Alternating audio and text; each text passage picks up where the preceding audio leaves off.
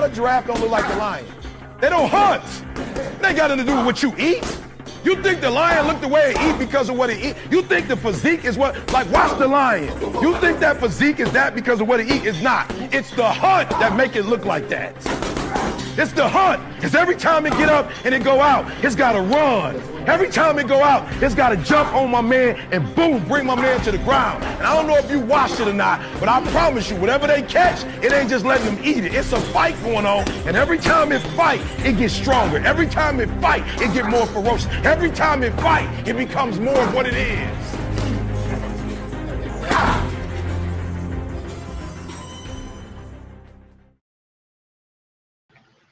Hey, step inside that booth, get loose, knock out a nigga tooth, man. It's your boy, 503 line, back at it again. Early morning hunt, man. Shouts out to the whole gang, man. Usual suspects, berserker boys. We in this thing, man. So yeah, I wake up this morning, man, and I see a lot of people talking about this whole Canelo thing. The Billy Joe Saunders talk. You know what I'm saying? It's what a man is not concerned about. You know what I'm saying? It's crazy though. You know what I'm saying? It's crazy. Like salute to my brother Joe Jack. I see you in the building, champ. I see you in the building. First one in the building, man. I know YouTube be on that bullshit. They don't never send out the notifications per usual. You know what I'm saying? So it is what it is with that. Y'all come in, smash the like button. Man. We're gonna keep this thing rocking and shocking, man. You know what I'm saying?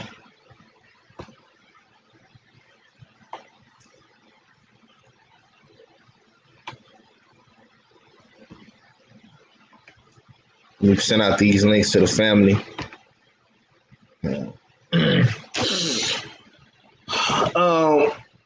So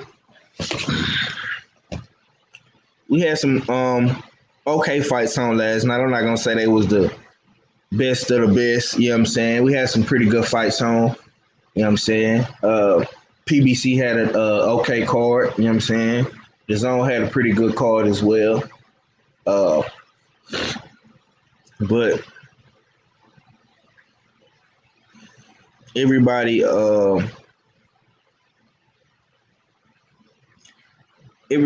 is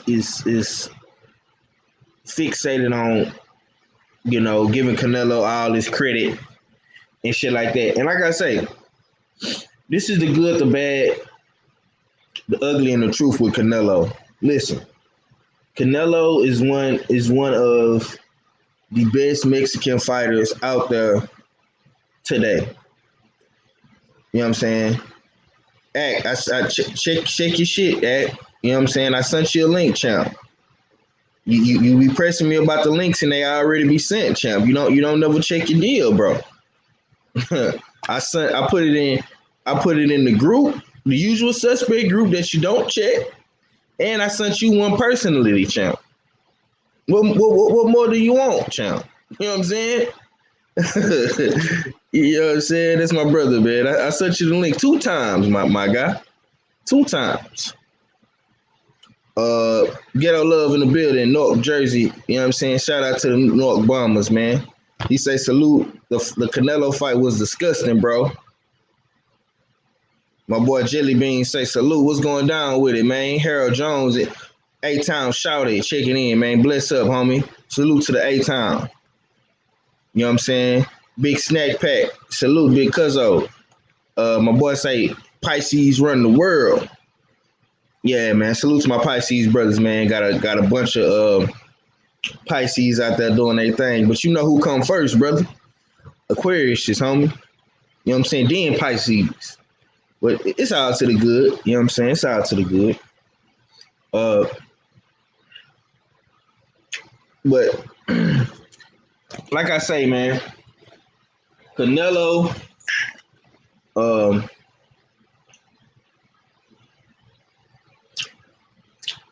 as didn't He didn't do nothing spectacular, bro. He did what he was supposed to do. You know what I'm saying? It ain't like he flatlined the motherfucker and he couldn't get up. I mean, he got up. You know what I'm saying? Joel Diaz just stopped the fight. You know what I'm saying? And I'm a fan of Canelo. You know what I'm saying? I'm rewatching this PBC card right now. I see you in the building, Optimal LD. What's going down with it? I'm watching this PBC card right now. I fell asleep on it last night, but I'm watching this undercard. PBC got some good up and coming prospects too, man. Like this Vito kid, Jose Ramos. You know what I'm saying? All these kids is under 21. And then they got Joey Spencer. So they got a lot of good up and coming prospects over there on the PBC side too. Michelle Riviera, the Dominican kid. You know what I'm saying? So it is what it is with that. But yo, I'm gonna say this, bro. Canelo, right in our era of boxing, Canelo is one of the best up and coming. Canelo is one of the best up and coming. I'm not even gonna say up and coming. I'm gonna say he's probably the best Mexican fighter we have in this era of boxing, right? But I'm gonna tell you, if Canelo was in the era of the Mexican fighters of yesterday, like Chavez, Morales, Barrera, Juan Marquez, all these dudes, bro, would he be the best Mexican fighter? I don't know. I don't think so. You know what I'm saying? To me, it's still up for debate. And like I said on my brother channel, Act, you know what I'm saying? I didn't do a post-fight reaction last night because I let Act do his thing. You know what I'm saying? He wanted to do a little post-fight reaction, so I let Act do his shit. You know what I'm saying? I see you in the building, Tab Investments. You know what I'm saying? My brother Act just came through the building. You got the link, champ. I sent it to you 3 times, champ. You funny, yo. You had me laughing. You was like, I sent it to you here and here. You was like, what more can I do, champ? But it came late. Right when you said that, that's when I actually got it. Right. Okay. Long as you know I sent it. That's all that matters, baby. Nah, you got it. You know what I'm saying? You know what I'm saying? But now tell the people how to follow you, champ. What you got going on, bro? Oh yeah, man. Y'all follow me at the Jab Jamboree on IG Berserker_boy BOI on Instagram and Twitter. And yeah, man, look out for us on Night Court on Fridays, Eastern Standard Time, 9 p.m. And yeah, I'm gonna have to talk about battle rap real quick because there's a big announcement that came up. I gotta reach out to my brother Monty Brown. You know what I mean, so that me and him could build on this one. Because who battling? Cassidy and Hitman Holla coming out of retirement. So St. Louis, it's gonna be St. Louis versus Philadelphia. It's interesting. Very interesting. St. Louis versus Philadelphia. Very interesting. Very interesting. But what type of Cassidy you gonna get, man? Hitman Holla gonna smoke this nigga boots, bro. That's why I'm really watching it. I'm not really watching it for Cassidy. I'm watching it because I want to see how Hitman Holla, if he really gonna smoke him like 3-0. Like 3-0.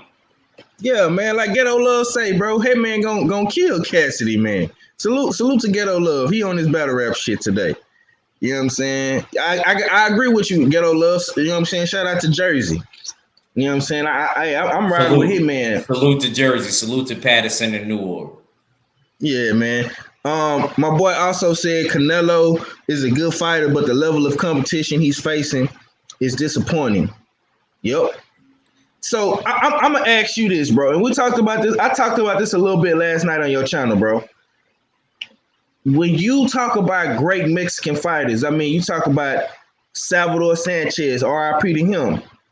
You got Julio Cesar Chavez. You got motherfucking Juan Manuel Marquez.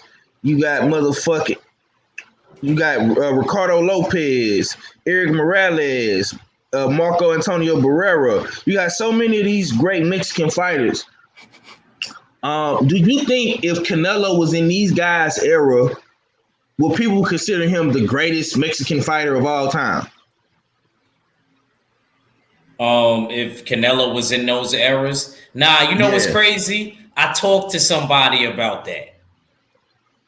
About pound for pounds, and that's funny. I just got done off the phone talking about that, and I was telling them that I said the reason why I'm not going to do pound for pounds and my top 10 fighters no more is because it's never going to really be fair. You can't help the fact that me and you was peers, just like 78 and Drew can't help the fact that they peers. You feel me? You can't control when you was born, basically what I'm saying. So, and my thing is this. Could you really compare somebody like a Sugar Ray Robinson to a middleweight like, let's see who was a good middleweight, like even Andre Ward? No, even Andre Ward. Yeah, you know, yeah, you know what? Anybody from like the newer era. So Andre Ward, Charlo. Could you really compare Jamal Charlo to a Sugar Ray Robinson? We got to take into account, like, one, there was less belts. Two, it was 15 rounds. And then the person was like, what does the 15 rounds have to do with anything? The 15 rounds has everything to do with them. Couple of extra rounds could have been deciding factors, believe it or not, especially in a fight. In a fight. Those last couple moments, you may not think that it's a big deal because you don't fight like that. But if you fight, you know that those last couple of minutes is important. I'm not lying to you, man. Even the smallest details is important when it comes to a fight. So that's why I feel like it's not really fair. You know what I mean? Because you can't really, you're gonna always have old dudes on your top list if you got any type of intelligence. Because of that alone. That's why I feel like it's not fair to like a person like me and then like a Benny Leonard. They gonna pick Benny Leonard, even though Benny Leonard's from New York and he actually was the first person from New York to win the title. Right. You know what I mean? I'm gonna say this, bro, and I feel exactly what you're saying, but to me, you can put pound for pound greatest of all times in any order you want to do it because it's totally subjective. It's your thoughts, it's your criteria, it's your protocol. You know what I'm saying? Just how like motherfucking you see Skip Bayless and Shannon Sharp, they arguing about who's the greatest basketball player of all time. Some people, Shannon Sharp might say it's LeBron James. Motherfucking Skip Bayless might say Michael Jordan. You know what I'm saying? So it's always gonna be. And then I know dudes like my uncle that was like, we can't compare. Like, all right, so he'll have like a friend over the house, right? At 503, you can switch that camera view for me, champ, if you don't mind. Appreciate you, brother. Thank you. I like that one better. You know, I just like to be. I be feeling claustrophobic even in the live stream. But I feel like even like when it comes to basketball, you'll throw up Will Chamberlain. You throw up Will Chamberlain, they'd be like, nah, he played with a whole bunch of Caucasian brothers or whatever. So you can't really compare that. It's not fair. He wasn't really, him and Bill Russell wasn't really playing with no brothers. Plus it wasn't no 3-point line. And then some people would be like, nah, because it wasn't a 3-point line, that was more realer. And da-da-da-da-da. And da-da-da. You know what I'm saying? So I see what you're saying as far as it's subjective, but there is different statistics there to me that doesn't make it fair. As far as boxing, like I feel like, you know what I mean, the 15 rounds, like I said, depending on what era you were born, depends on how hard your division was at that time. Right. I don't know. I just feel like you're gonna, like I said, if you got any knowledge of boxing, you're gonna always kind of go with picking like older dudes. They're gonna always land in your top. You'll never have just a straight sheet of new school guys. It would be impossible because of all the belts, and then there's less rounds now. Okay. Ronald Haskins, he got a good comment. He say you can compare a dog with a dog. If each dog will fight and try and fight everybody, you can compare. Yeah, you can. I mean, but like X say, you know what I'm saying? I understand what he's saying, you know what I'm saying? Sometimes when you go back, way back in time, you jump in the time machine, you know what I'm saying? You go way back to those eras of the Sugar Ray Robinsons and the Jake LaMotta's and Rocky Marciano's and shit like that. It was a different time. You know what I'm saying? Different rules. You know what I'm saying? So you look at right now, you know what I'm saying? We in a whole different space as well with the new belts. The rounds is different. I mean, to me, that's like every sport. I think every sport evolved. And you know what I'm saying? And got better. You know what I'm saying? With more rules, more technology, even with boxing. You know what I'm saying? You see, so you think more belts tremendously. You think more belts made it better or worse? I think that's a good question. I think more belts made it worse, but it's like this. It's a double-edged sword with this question to me. I think more belts made it worse for the fans, but it helped the boxers. Okay, get paid more. And you know what? Not even just that, 503. It gave more boxers opportunities. Because think about how many boxers would have never been a champion if there was only like 1 or 2 belts still. Right. I think. Actually, that might be a good thing because then dudes will really have to fight each other. Right. That might have actually worked to our benefit nowadays. Mm-hmm. Maybe that's the reason why back in the day they were so willing to fight each other and they didn't care because it wasn't that many belts. So maybe we should incorporate and go back into a time machine where it was probably just a WBC and just a WBA, because then it would be a lot of dudes willing to be killing each other, to be fighting each other, because there would only be 2 belts.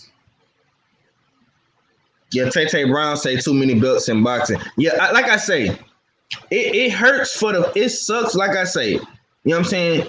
It's fucked up for the fans because it's so many different belts and it kind of confuses people and it kind of waters the sport down in a way, but it helps the fighters because, of course, when you fight for get a belt, your payday increases or you're able to secure more financially.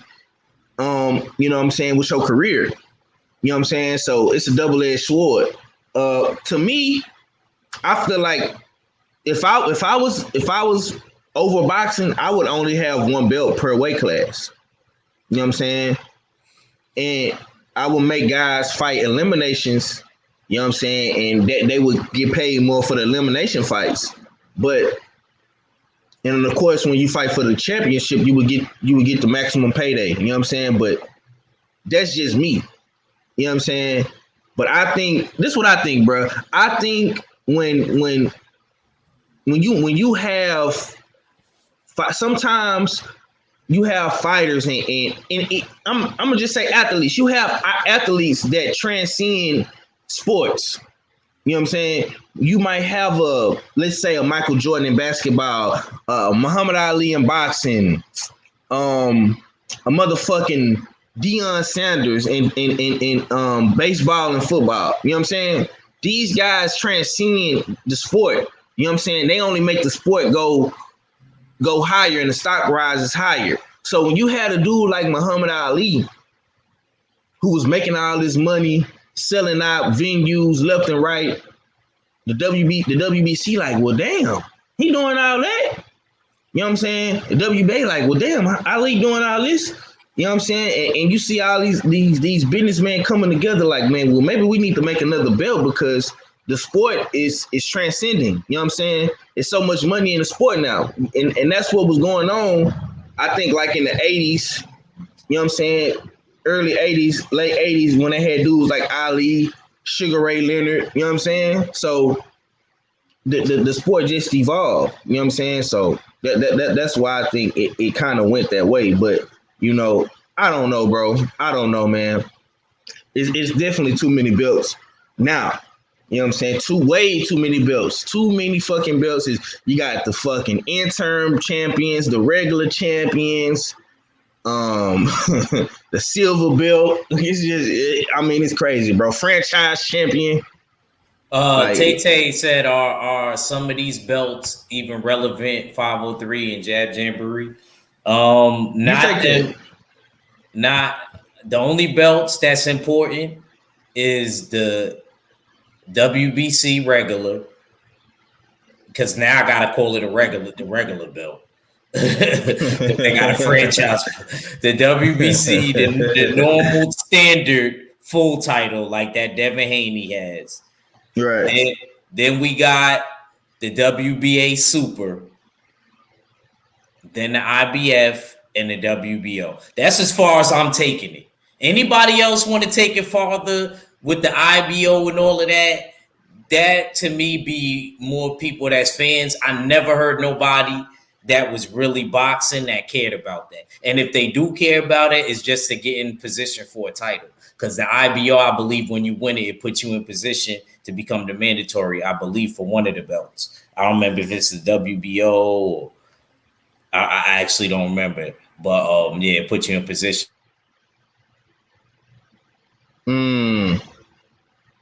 Yeah, that kind of, you froze up on me, champ.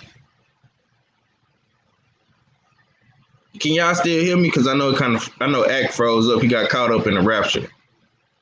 Let me know if y'all can still hear me out there. WBC got a super belt now too. Shit is ridiculous. Damn. I see you in the building, D Hodges. What's going down with it, champ? B&B Boxing News, salute. Y'all let me know if y'all can hear me, man. Okay. Joe Jack say we hear you. KP from KC, I see you in the building. Oh, Tay say she hear me. Yeah, Ack just got caught up. I was trying to go back to Brown on boxing comment. He say we as a younger generation must realize these old school guys had to face tougher circumstances. Black Murderer's Row was fake. I mean, was not fake. It was real. Oh yeah. But we gotta take into account too, man, that it's a new Black Murderer's Row, bro. It's a new Black Murderer's Row out here. You know what I'm saying? You know what I'm saying? And you got dudes like Deontay Wilder, Charlo, Andrade. You know what I'm saying? Terrence Crawford. You know what I'm saying? It's a new Black Murderer's Row in a sense. You feel me? I see you in the building. Shade Girl 85. Salute to you. Okay, Ek, you back, champ? You got kind of caught up. My fault. Yeah. My little cousin was calling me. I'm like, it ain't my birthday yet. It's tomorrow. But hit me up at 12. she's like, okay. My little cousin. Yeah, man. Brown on boxing say WBC franchise tag was created so Saul can duck Jamal Charlo. The belt is not real. Yeah. Well, okay. Brown on boxing brought up a great point, man, about the Black Murderer's Row, man. You know what I'm saying? Do you feel like, even in today's time, do we have a modern day Black Murderer's Row in this era of boxing versus the old school Black Murderer's Row that basically got ducked and they had to fight each other in a sense?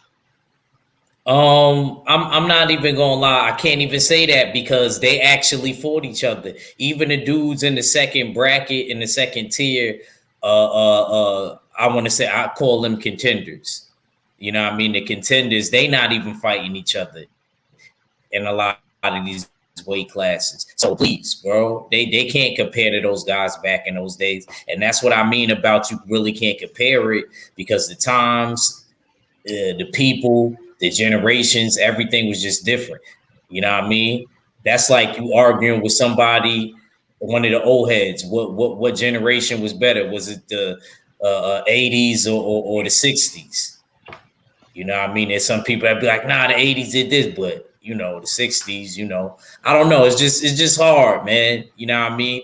And I do think that there is select few that are being avoided that we could put in there, but I don't think everybody's being avoided, because I got to look at things from both sides. See, back in those days, like Charlie Burley and dudes like that, you know what I mean? They really had to do stuff like that because of the fact that they really wasn't going to land a fight. And then we got to take into account, once again, that was even before Ali's time. So there was only one belt, the WBA.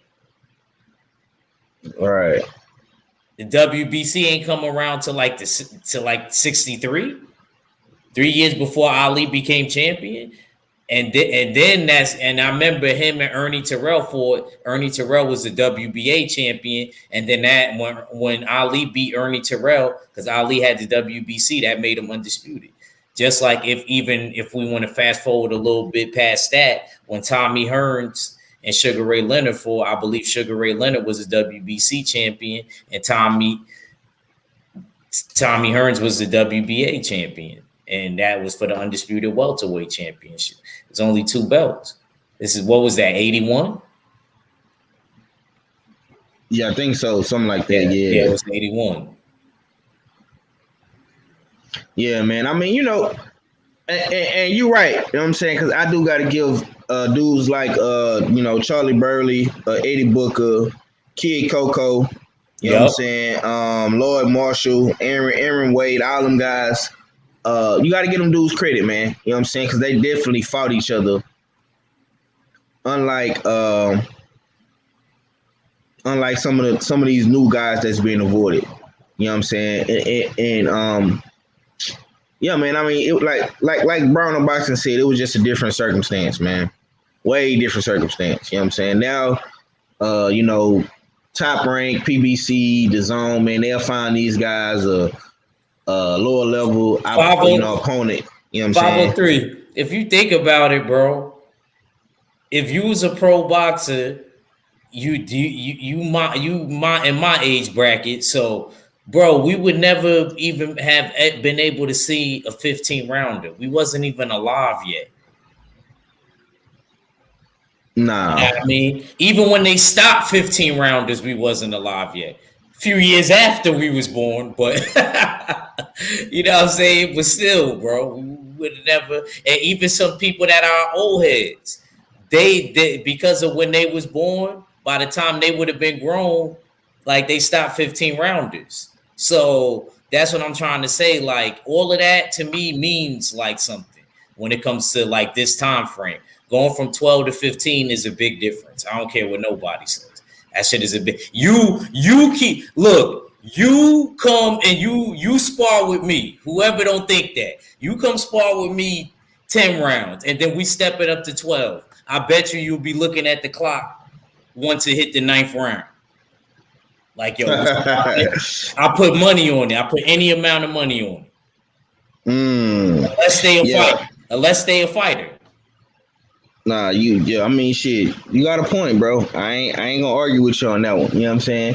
Like I say, it's all up for debate, man. You know what I'm saying? Joe Jack say that's a fact act. They did scrap with each other. Crystal Legend, I see you in the building. My brother Preem, I see you in the building. Y'all boys coming back from the A-Town, man. Safe travels to you, man. Brown Unboxing say too much clout chasing and posturing today. Not enough fighters who really want to fight the best or prove they are the best. Crush Religion say 80 to 81 is when the 15 rounders stopped.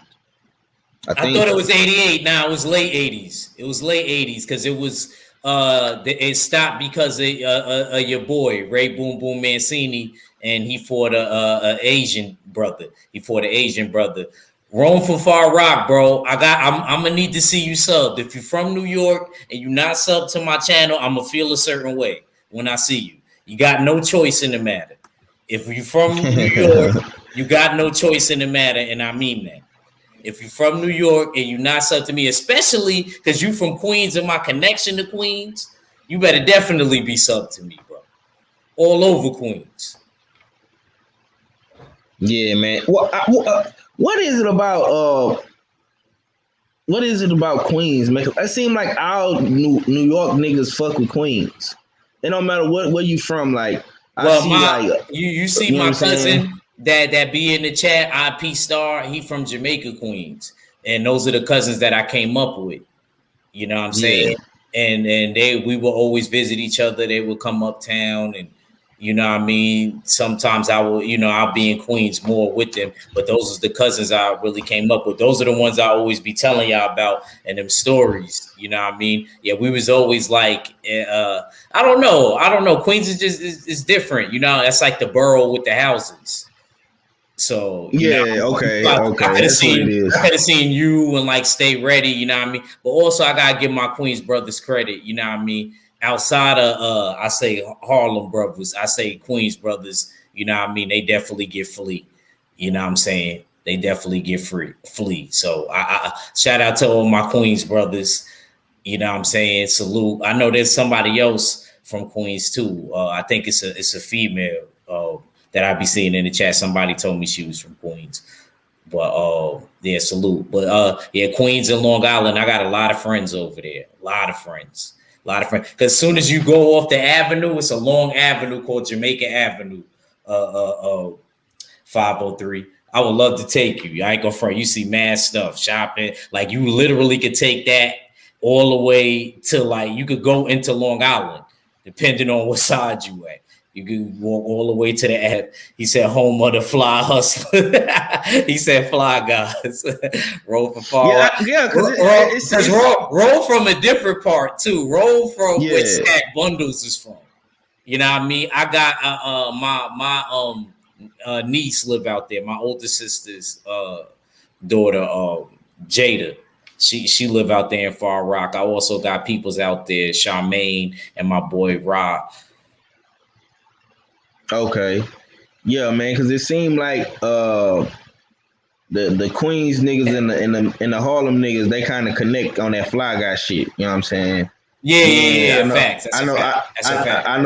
Them Brooklyn niggas is kind of grimy. You know what I'm saying? Gully type niggas. You know what I'm saying? I'm gonna be honest with you. I'm gonna be honest with you. Don't think that nowadays. Not saying there ain't no Brooklyn dudes that's not grimy, but I'm telling you from personal experience, I came to find, and no offense, because I love my brother Drew, I came to find that the Bronx dudes was more crazier, actually. I knew this dude from the Bronx named Animal. I never met nobody like him. The dude was willing to talk about walking to a volcano for something that you believe in. Like, this was the bravest dude I ever knew in New York. His name was Animal. His name speaks for itself. Straight up Bronx dude from High Bridge, from where A Boogie from. Okay. Drew know what I'm talking about. Yeah, man. Yeah, them Bronx niggas. Yeah. Boogie down. Them niggas definitely on their shit too. Yeah, man. I mean, shouts out to the whole New York, man. I fuck with New York. I like New York. That's one place I gotta come, man. I gotta come to New York. When this COVID shit over, man, and they start having them big fights back in New York, you know what I'm saying? We definitely gonna be, you know what I'm saying, in Brooklyn, in Barclays.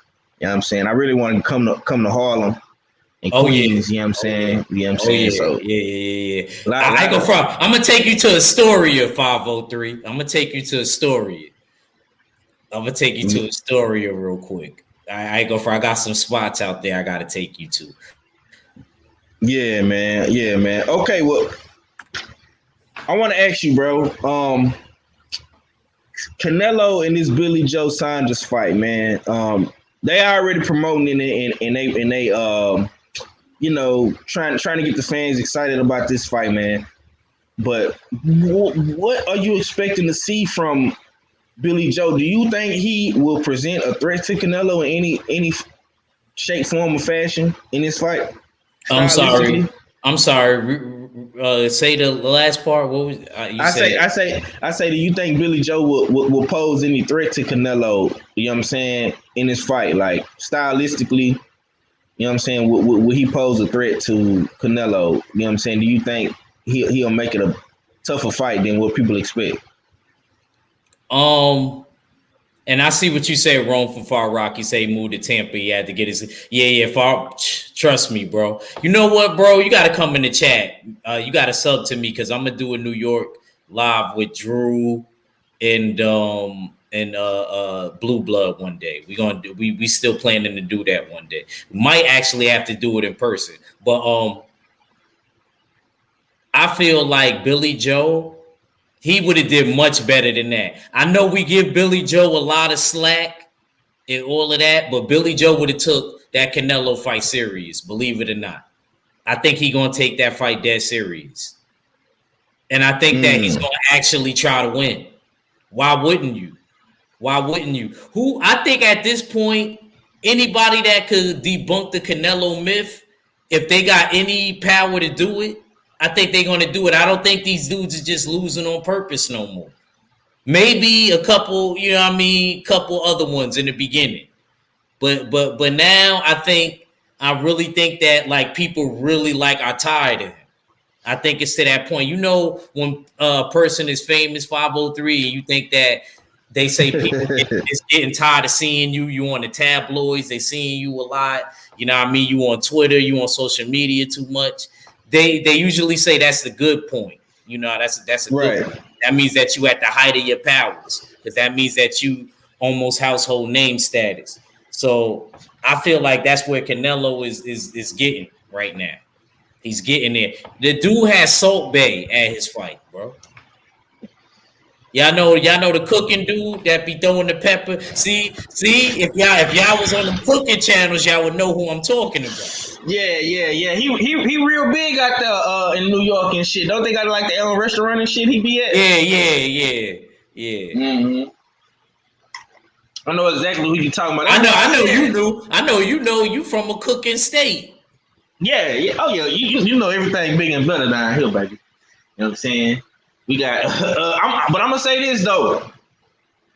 I want to come to New York, man, to try some of that jerk chicken. You heard? You know you want to go to a Jamaican restaurant? Okay. But, hey, man, listen. When I jump off the plane, man, and I get in the whip, man, No problem. Take me to the jerk chicken, champ. Take me to the jerk chicken, champ. Take me to the best spot for the jerk chicken. You sure you want jerk chicken, man? I ain't gonna front. I want you to get the oxtail, champ. But I listen. I want some jerk chicken. Then we can do I eat oxtails all the time. I want some jerk chicken. I want some of that real. Okay. You know what I'm saying? I want some of that real New York. Okay. Real Jamaicans. I'm talking about the bumper class. I want the real jerk chicken. You know what I'm saying? Right on. I got you. Because it's we got a spot. I don't know if you remember this, but we got a spot out here in Houston.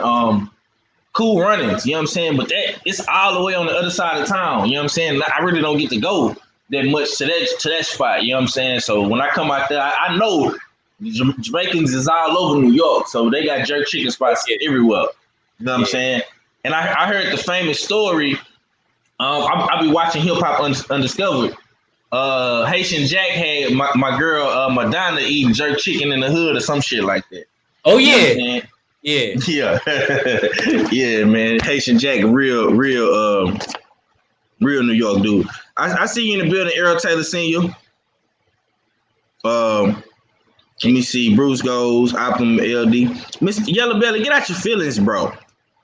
Get out your feelings, man. My boy LD say Billy Joe has a chance to win since he connected to that monster cat in the UK. I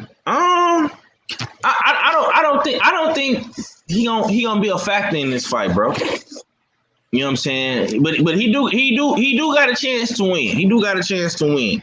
You know what I'm saying? Brown on Boxing say Saul versus Billy Joe. I will catch the highlights on YouTube. Oh, damn, you ain't gonna watch the fight, bro?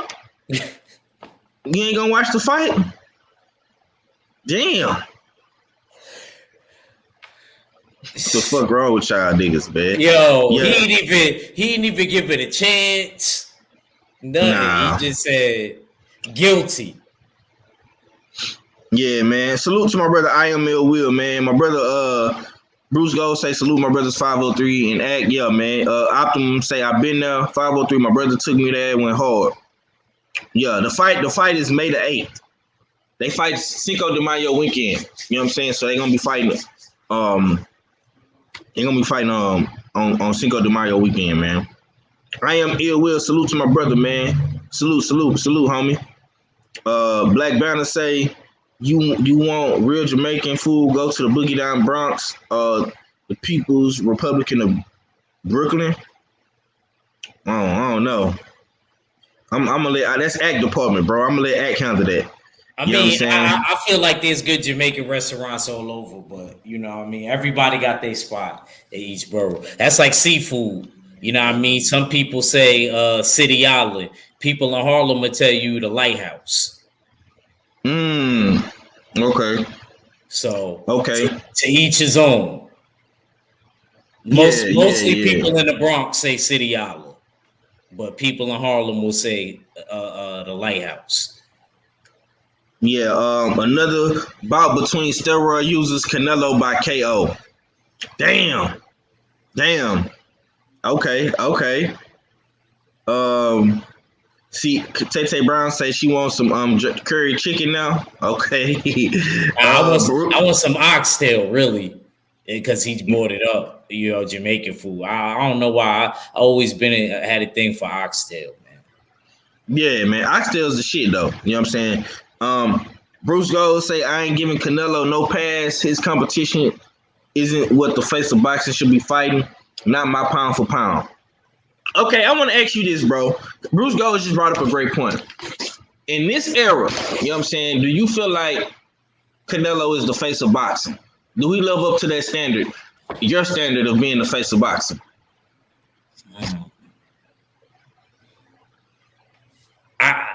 Only reason like I debunked the Canelo thing a little bit. I mean, it's very close, but I just feel like because Earl's numbers was a little bit better, and even in the pandemic, I feel like people got to pay attention to that. For him to outsell Tank, everybody else, I feel like Earl kind of is. Only person that is really a question mark on is between him really and Wilder, because Wilder hasn't fought in the pandemic. He fought right before the pandemic in February. So I'm going to still go with Earl, but it could be a big question mark on Wilder, because I got to see the numbers that Wilder do if he come back and fight. Right. But I would say Earl is the face of boxing, but Canelo would definitely be. He's definitely one of them, though, especially on the Latino side. He's definitely one of them. Right. I mean, I gotta agree. You know what I'm saying? I think me personally, bro.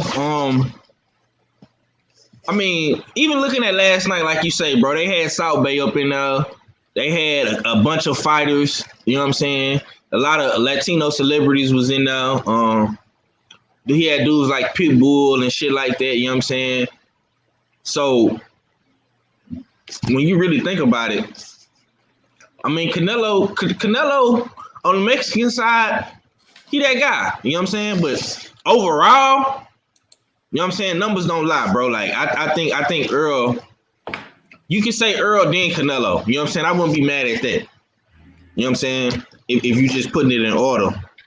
Brown on boxing say Spence and Wilder are the faces of boxing. Yeah. I think without the pandemic, of course. You know what I'm saying? But why, like bro say, Wilder haven't fought in a while. He haven't fought in a pandemic, so you got to take that into account. You know what I'm saying? But I think when Deontay Wilder do fight, I think they need to put Deontay Wilder somewhere where he can have fans in the arena. Would you agree with that?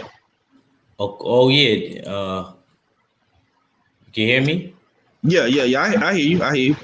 Yeah, most definitely. they should have it where he's going to be able to be accessible to the fans because it's been so long, you know what I mean? And I feel like that's why Adrian Broner couldn't really be as successful as his normal numbers would be. You know what I mean? Because like he said, I'm not used to this. It's like we in a bad dream. I can't reach out and touch the person or whatever.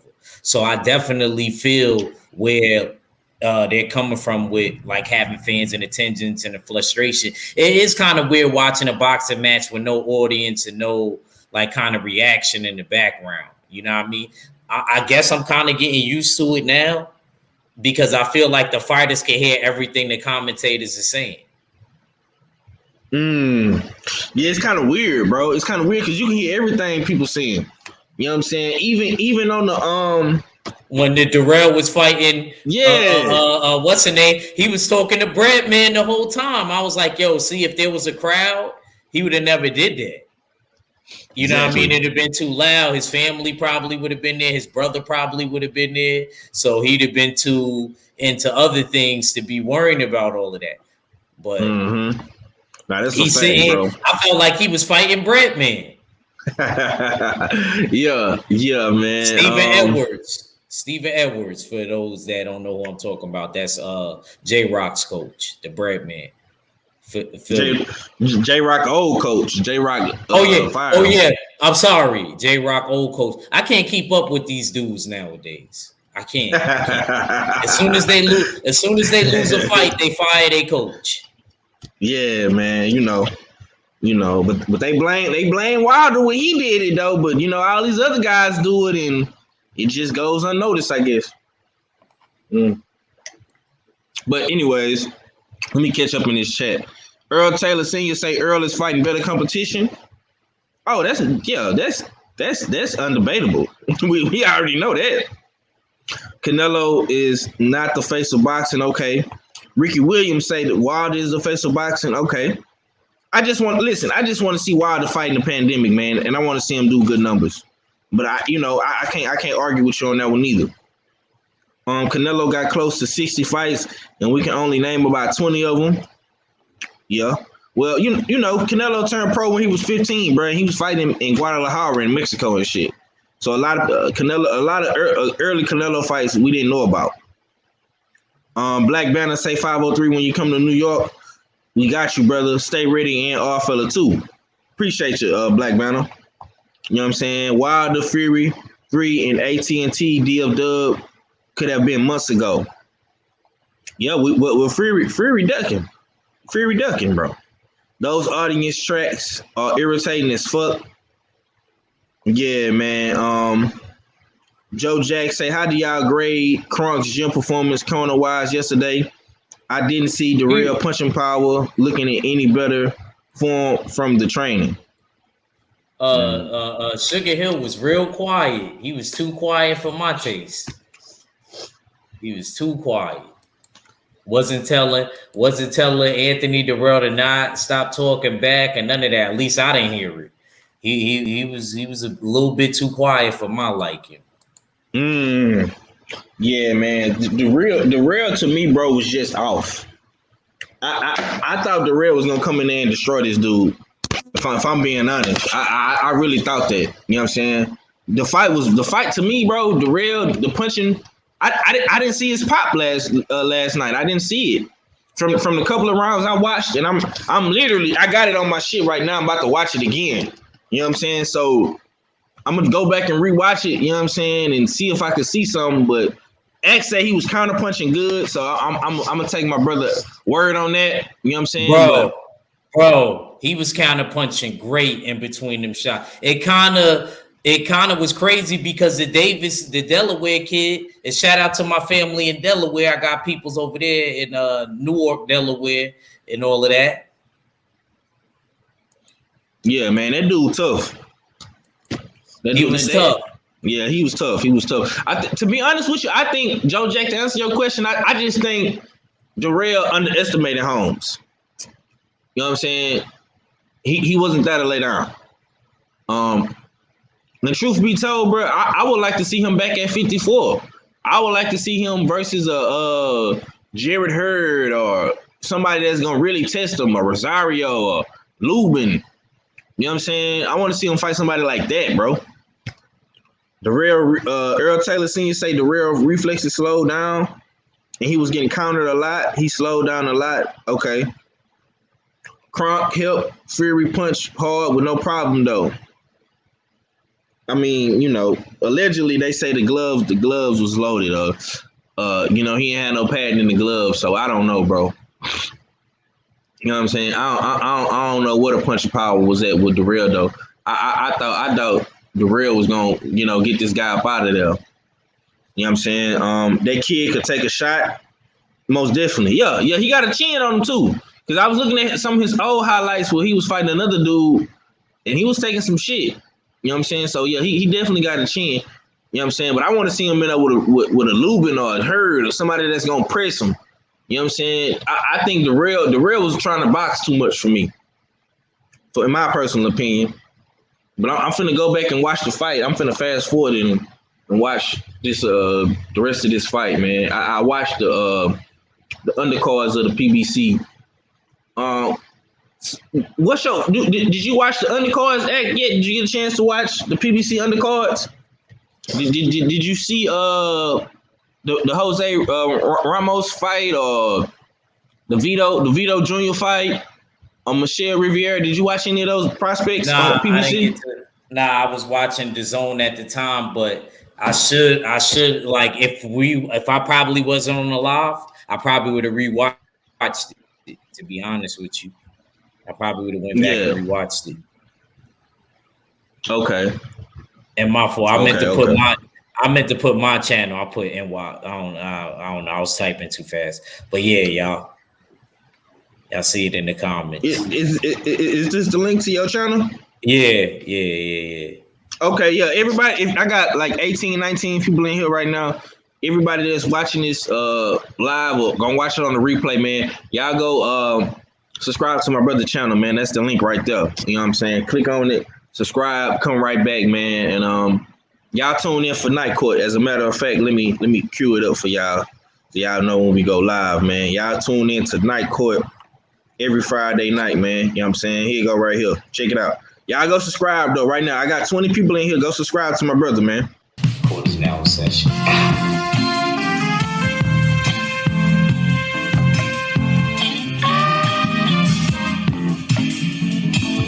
This is what the people want.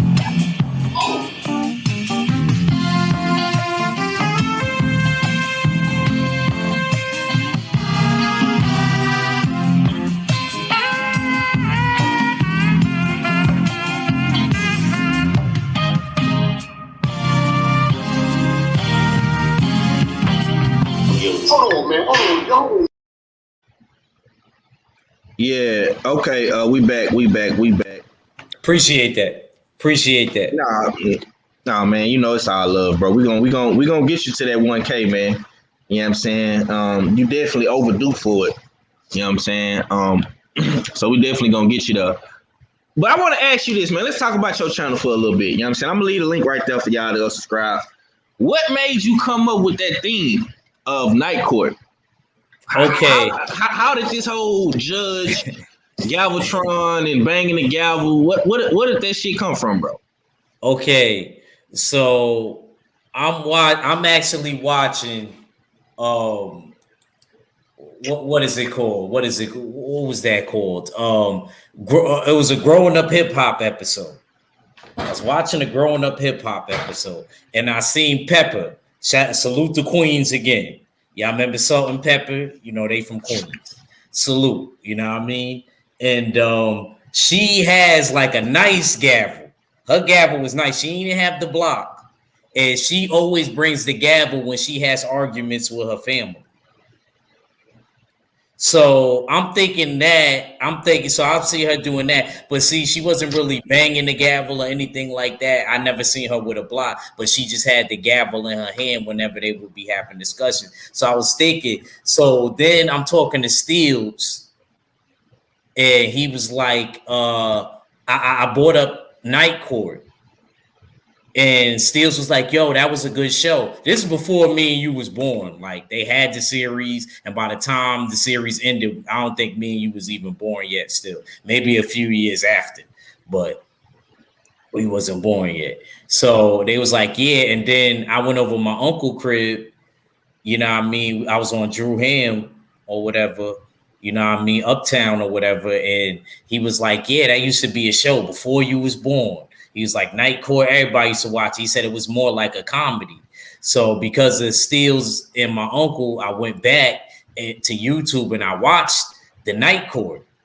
And I seen how the judge and how everybody's acting, how they had their serious moments, but it was ultimately funny. And I wanted to have something that kept me motivated and fun to keep doing the videos. I didn't want to keep just doing regular live streams. You know, I'm not, you know, I respect what everybody's doing, but I just didn't want to do that regular rundown and stuff like that. So I thought, let's incorporate boxing with court, and let's put cases, because you remember I used to even say it in y'all regular live streams. I used to just be banging the gavel when I didn't even like stuff. If you remember. So that was kind of the birth of it. I already was kind of banging the, you know what I mean? I was just kind of banging the gavel, and I was always saying that I want to put a case on this person and that person. So then when the Night Court idea came, and I seen that, and then I put my heads together with and salute to my brother Supreme Beast too. He also motivated me and pushed me too. You know what I mean? He was like, yeah, make sure you stay on it, you stay doing it. You know what I mean? He said, I think it's a great idea. So when I got the okay from the rest of the brothers and they thought it would be a good idea, and of course you ran with it, it was just, I don't know, man. I don't know. I like it, man. I wouldn't have it any other way, to be honest with you. Yeah, I think that is definitely authentic. You know what I'm saying? You the first person to do it. You know what I'm saying? And even it's funny, bro. The shit is really like, it's satire. You know what I'm saying? Yeah, but it's authentic, and it's like it's still like an open debate, like format of boxing talk. You know what I'm saying? But it's funny, like you bring a whole nother. It's like we kind of jump into characters. You know what I'm saying? Like, whether you. That's why I want all of y'all you know that's coming to Night Court. Really, at least give us a collar. Everybody got a collar. Please throw on your cameras. Only if you got something to do. But please put on the cameras for the people, and let's engage a little bit more. Let's make it more fun. You see, I got the judge robe. Salute to my cousin, that Tasha. You know what I mean? She got me the robe because she's a district attorney out there in Texas. You know what I mean? So salute to her. Yeah. You know what I mean? So yeah, man. Let's step it up, man. Let's step our game up. Mm-hmm. And I knew that it would be perfect for somebody like BFTB. When BFTB came on last week, I was like, this kind of was like kind of too perfect for kind of BFTB. Because, you know what I mean? He kind of always deals with exhibits in his regular day live streams. So when he jumped on board, you know what I mean? I just knew that it would be crazy. And then we're going to start bringing witnesses to the stand to testify. Hold on, Junior. We got to get Act on Smoke City. You know what I'm saying? We got to get Act on Smoke City so he can get his content out there, bro. I gotta holler at you on that, but I'm calling you out, man. We gotta start sending Act the links to Smoke City, bro. I'm on there. I'm good Wednesdays. I get out a little late, but I get out right before that come on. Yeah, I'm good Wednesday. I'm back, man. I got my schedule. I got my schedule set.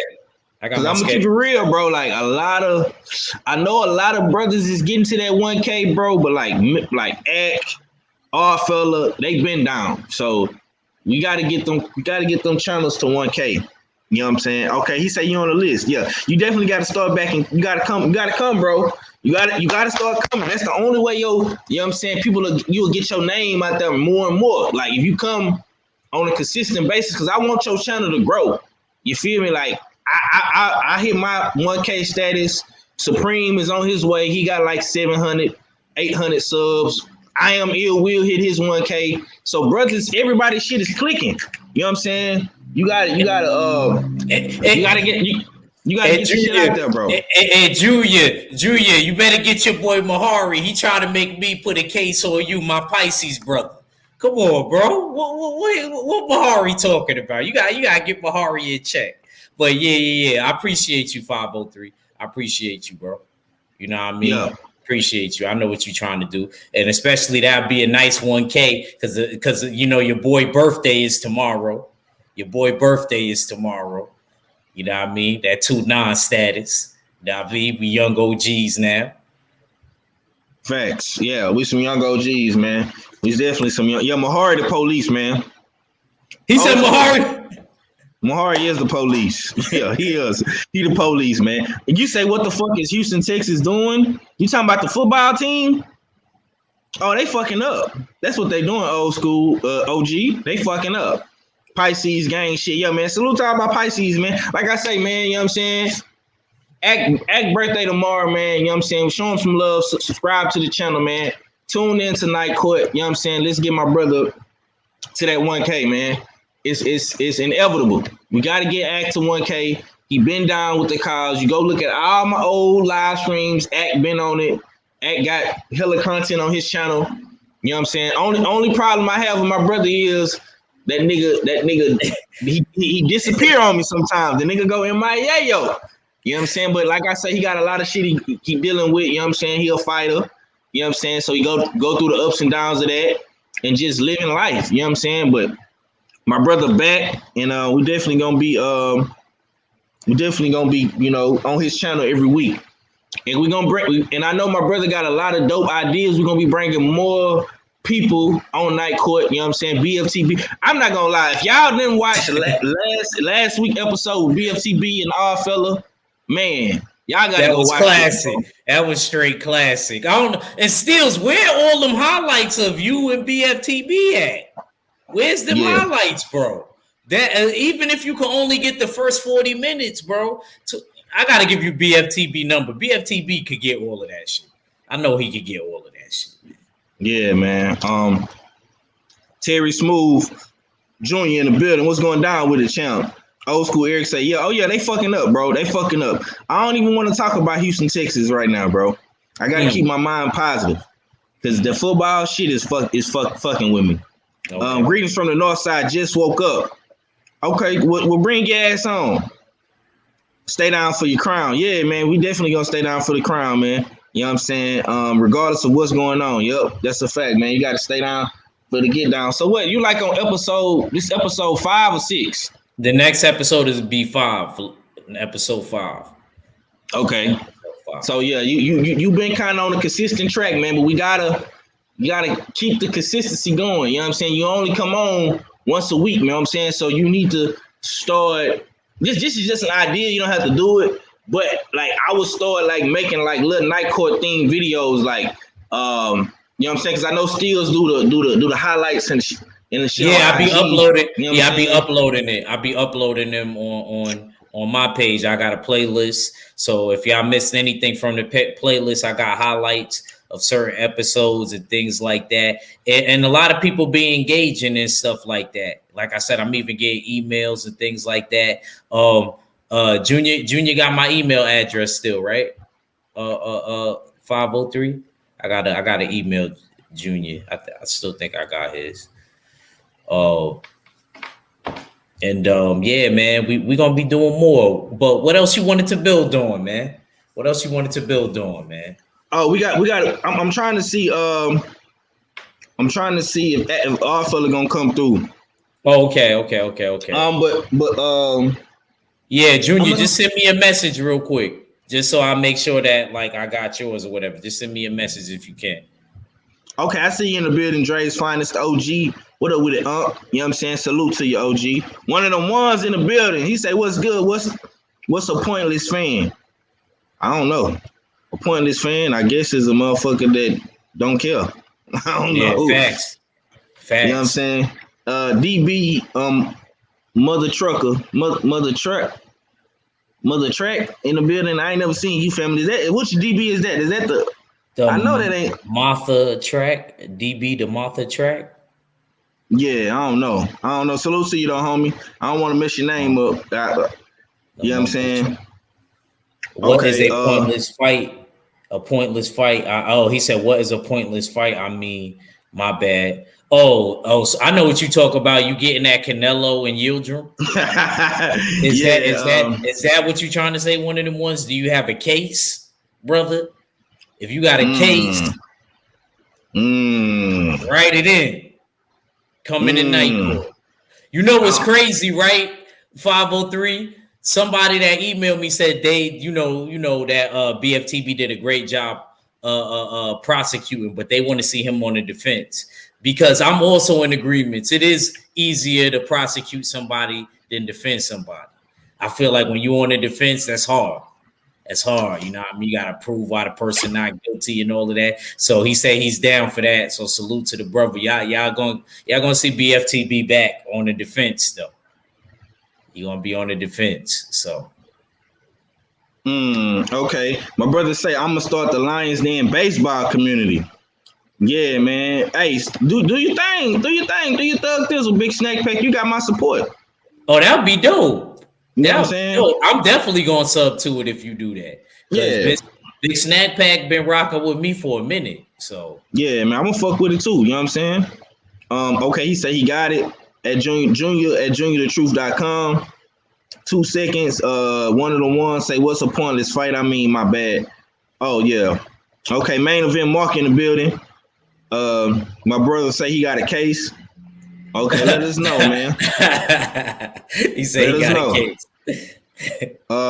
Bang that gavel on one. Yo. Yeah, we're gonna bang the gavel on one for inactivity. And put your hammer, put your hammer emojis in the chat if you want it. Put the hammer emoji in the chat for the gavel. Okay, Big Snack Pack say he think he got a case. Who you putting the case on, bro? Big Snack Pack. Who you putting the case on, Big Snack Pack? Oh shit. Okay. Hey boy, they giving you some shit. That fight was pointless. Okay. Okay. Dre's finally say he got his magazine yesterday. I can't keep my eyes off of it. Salute. Main event Mark Lansing. Yeah, you got your Punch Junkie magazine? I gotta get it, man. I gotta go on the website, right? Yeah, just go to punchjunkie.com. You know what I'm saying? That joint, like, how much did I pay for it? It was like $15, something like that. I forgot. I'm trying to prosecute all my AD haters. Really? Really, Julian? Really, Julian? Yo. All right, so it's constructive criticism on him hating, because we gotta be able to define that. There gotta be a silver lining between constructive criticism and hating. Yeah, $10.99 plus shipping. Okay, yeah, so you like 15, 12, 30 million around there. Yeah, all right. Now man. I gotta have stuff like that as memorabilia, you know, in my like boxing stash and collection. So yeah, I need that. Okay. Now I'm trying to wait on all fella, but okay, I want to ask you about this, bro. What was your thoughts on Thriller getting Regis program on that app too? And I'm hearing that he might be fighting Baranchik. I don't know how true that is. Or he might be fighting Red Cat. You know what I'm saying? What's your thoughts on that fight? So Regis might be fighting Isaac Baranchik or who? Or Red Cat. God, man, it seemed like all of them is at 140. These Eastern European dudes. He'll be fighting on the Jake Paul undercard. I mean, I want to see Regis stay active, but I ain't going for. I kind of want to bang the gavel on that, man, because I want him to get something more solidified than that. Why he can't get Marios Barrios or something? Like, and I ain't even, I'm not even a fan of that secondary black belt. But at this point, because of all of the stuff that's going on, Jose Ramirez and Josh Taylor, they got prior engagements. So, you know what I mean? I ain't gonna fry. I just want him to have something a little bit more set in stone. That's all. That's all I want from my brother. But I don't mind. I mean, I think it's a good look as far as him being on the app and things like that, though. Yeah, man. My brother Jay Steels just came in the building. What's going down with it, big art? Steels was good. I need some highlights. It's your favorite, get your most hated art fella. Back for another one. Please don't interrupt my I know you need your highlights, nigga, but you can check your inbox first thing in the morning. That's what you could do for yourself before you ask me like I ain't do nothing all night. You know what I mean? So check your inbox. There's a new highlight up in that bitch. And then I mean, I just woke up. And then I mean, so after I get up off this show, that'll be my next task to post that new highlight on IG. Me cleaning up BFTB in the courtroom. Definitely that's a highlight. So y'all be on the lookout for that. Follow us on IG at J Steels, at Berserker Boy, Berserker_boy, and of course the Smoke City Mobcast. I'm here. Yes, sir. Yes, sir. Big Snack Pack say, why was Mean Machine such an important mandatory to satisfy, but not Porter? Can I present this to the courts? Cause fella, since you just came in, yeah. What's your thoughts on that? That's Is this already a presentable case? Halfway, it's already kind of been presented to the I think to the Supreme Court. We've already Judge Galvatron's already made the IBF guilty. We've already sentenced the IBF guilty. One of those are the major reasons why. But this is the WBO. This is the WBO. So yeah. what I can say to that is that with the WBO is that they're definitely on the list of sanctioning bodies to be trialed in the future. You know what I mean? Next week will be the lineal championship. That's a case that Supreme Beast Boxing wants to put on the docket. You know what I mean? I'll definitely be defending that. But the WBO, I think we should. It's definitely gonna be on the list, if not next week, the week after. You know what I mean? Because they're definitely deserve to be put up on trial. All these sanctioning bodies, whether it's the WBO to the WBC, the WBA, they all deserve to be put on trial. So yeah, I agree with you on that. The WBO has been doing a lot of suspect things. They haven't been even adhering to their own laws. You know what I mean? Their own little bylaws and shit. You got former champions, former WBO champions that move up in weight and are not credited with being the mandatory, which is part of the WBO rules. So yeah, them niggas need to get they need to get tried and found guilty, in my opinion. Yep. Because you got dudes like Shakur Stevenson out here begging for a fight date. You know what I'm saying? Why he can't fight somebody in the top 5 in the WBO to stay busy until Jamal Herring and Carl Frampton fight? You got Sean Porter out here begging for a Terence Crawford fight. You know what I'm saying? And you know what I'm saying? It's not happening for whatever reason. I mean, they were so adamant about getting Mean Machine in there with Crawford. But now you got Porter that's right there in your face, who is a bigger name and a bigger star than Mean Machine. And for whatever reason, the fight ain't happening. So that's definitely, in my opinion, you know what I'm saying? I don't know what the judge would say about that. But, you know what I'm saying? I think that fight needs to happen. I think it needs to happen sooner than later. But, okay. There you go, Ack. What you was going to say? Oh, no, I ain't saying nothing. No, I was just listening. Okay. So I'm gonna ask you this, fella. You know, we talked about the Canelo situation a little bit last night on Act Channel. I don't want to go too deep into it, but what's your thoughts moving forward from Canelo? What do you want to see from Canelo? And how do you feel about the Billy Joe Saunders fight, Cinco de Mayo weekend? Do you feel like he poses a threat to Canelo in any type, shape, form, or fashion, stylistically?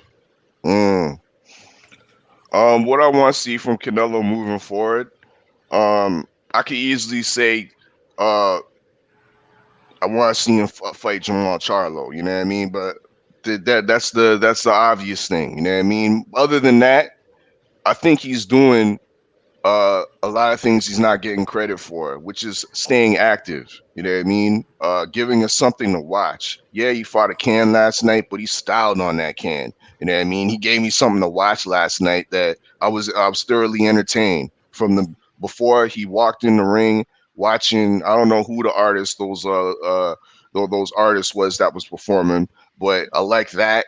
I liked how they walked him, like they performed. They walked him out on the stage. I like how they walked him out to the ring. He gets in the ring, does his work, and after the fight's done, the promo's already ready for Billy Joe Saunders. You know what I mean? Everything's like Right. planned, confirmed, set, sealed, and delivered. You know what I mean? So that's where I have to tip my hat to that whole production. You know what I mean? So that now we ready. We know what's going to happen. We were ready for Billy Joe Saunders. So what does Billy Joe Saunders bring to the table? On paper, he's to me, he's a stylistic nightmare for Canelo Alvarez. But that's on paper. You know what I mean? I can't trust Billy Joe Saunders. Billy Joe Saunders is the type of guy that will get up in the ring and I won't say take a dive, but take a dive. You know what I mean? He'll dog it. You know what I mean? He won't. I don't think he'll come with his 100%. You know what I mean? I think he's the type of guy that will come in for the paycheck and retire. You know what I mean? He's not. Billy Joe Saunders is showing that he doesn't want the top competition. You know what I mean? Unless it comes with the biggest bag possible. You know what I mean?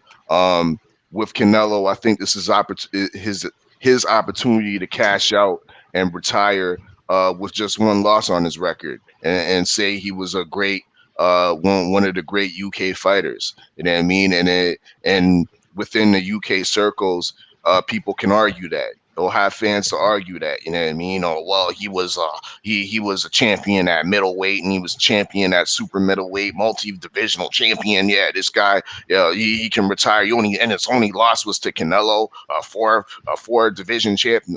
Like, I see that happening. Billy Joe Saunders he definitely has all the skills in the world, but I don't see him like putting it together against Canelo like that. I trust more of Caleb Plant's mentality, you know what I mean, and his skill set more so than I do Billy Joe Saunders.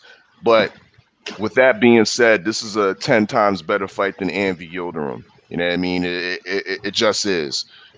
Billy Joe Saunders is a belt holder. He does have that WBO, albeit through auspicious circumstances. I mean, he absolutely beat nobody to get that belt. He should be in line to fight Andre, but he ducked that. He ducked that fight, ran to 168, and was gifted with this belt against a nobody. You know what I mean? I think he might have fight Artur Akavov possibly for the belt, for the vacancy, and that's absolutely ridiculous. Once again, this is the reason why I salute the Big Snack Pack, and this is the reason why we need to put the WBO on trial. You know what I mean? For situations like this, Billy Joe Saunders is here campaigning as a legitimate titleist. You know what I mean? So once again, I don't think this fight. I don't think he's going to come to fight. I think he's coming to cash out. On paper, it looks like a good fight, but it is what it is. At least we're seeing some type of unification. We're seeing activity. We're seeing fights happen. So that's my take on the whole thing. You know what I mean? We can keep on slandering Canelo, but what my thing to that is, like, these other fighters in and around the middleweight and super middleweight divisions, they all got no fucking confirmed fights. So until they can get some type of confirmed fights and they're rolling out promotions the way as such, I'm not going to be slandering Canelo like that, you know what I mean, anymore. You know what I mean? Until he does some more fuck shit. The only thing I got him on right now is for obviously ducking Jamal Charlo. But right now he's at 168. Let's let that breathe for a second and let these other fighters catch up and start giving us some fucking entertainment. because they're not giving us entertainment other than watching on what they doing on social media. It's time for these niggas to fight. That's a fact. Okay, I'm gonna come back to you. And I got this question from Michael Benson's Twitter. This is a good question. He said, if Canelo's next 4 fights are Billy Joe Saunders, Caleb Plant, David Benavidez, and Jamal Charlo, what is his record? 4-0, 3-1, 2-2, or 1-3? Now, keep in mind, majority of the Twitter said that he would be 4-0, but I'm asking the Judge Galvatron's opinion. What's your thoughts on that, champ? So if he fight Jamal Charlo, Billy Joe, Caleb Plant, Caleb Plant, David Benavidez, and David Benavidez, he'd be 2-2. He'd be 2-2. The judge got his crystal ball, and the judge's crystal ball says he would be 2-0. He would have 2 wins with 2 losses. Who would he beat and who would he lose to? But guess what? I wasn't going to tell y'all who. That was the thing. I was going to let y'all wait for that. But if my brother 503 Lion insists, as a birthday gift to y'all, even though it's my birthday, as a birthday gift to y'all, I'll tell y'all who I think who he would be, and who I see him beating Billy Joe and Caleb Plant, and y'all could do the rest with who he loses to. Obviously, he loses to Charlo and Benavidez. Obviously. And that ain't hate. It's just obviously. So if you use your memory, you really think Caleb Plant will lose to him? Yeah. Caleb Plant ain't got no gas tank, man. Canelo punching hard, and Canelo stamina is on fleek. I see him. I don't think Caleb Plant. I think he's very nimble in his feet, and I do think that he does have great boxing ability. I think he got good punch placement also and good feet positioning, but I just don't think that he has a good gas tank. And sometimes having a good gas tank is the ultimate thing in the fight, bro. Like, I feel like Canelo, he has a good pace. He sets a good pace, and he's still able to punch hard and at a decent speed throughout the whole fight, even if you pay attention to that fight yesterday. You know what I mean? He was still kind of like looking like the first round when he got Yildirim out of there. I'm like, damn, he's still hitting this nigga hard with like 3-4 punch combinations.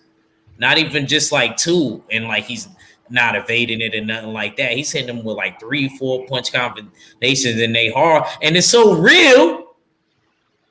This is how you know Joel Diaz used to be a fighter. He said, yo, why are you not responding? Why are you not punching back? He said, did he hurt you? He hurt him, and he didn't admit it. Only somebody that fought would know that. Because nobody else was able to tell that. I don't care what nobody else try to bullshit and tell me. No, none of y'all knew that. Unless you fought, you didn't know that. He was shelled up. He was just regularly shelled up on a regular defense. But there was a specific time when he went to the corner. I'm sorry that Joel Diaz said that to him. So, do you think the stoppage was justified? Yeah, because he was hurt. That's why he wasn't hitting him back. But the crazy thing about it is, I could see if he just got the phone call and just started working with Joel Diaz. They had a whole year since the pandemic to get ready for Canelo. Canelo didn't have to fight him all the way up until now. They had a whole year to prepare, bro. And then he just get dusted off so quick like that. And he really looked at hurt. So if people gonna try to say the dive thing, that's definitely debunked. Like, yo, that dude was really hurt, and Canelo was hurting him through the guard. I want a pair of them no boxing, no life gloves. I'm not going to cap. If y'all want to bang the gavel on me, I'll accept it. But I want a pair of them. I want some black on black ones, Canelo.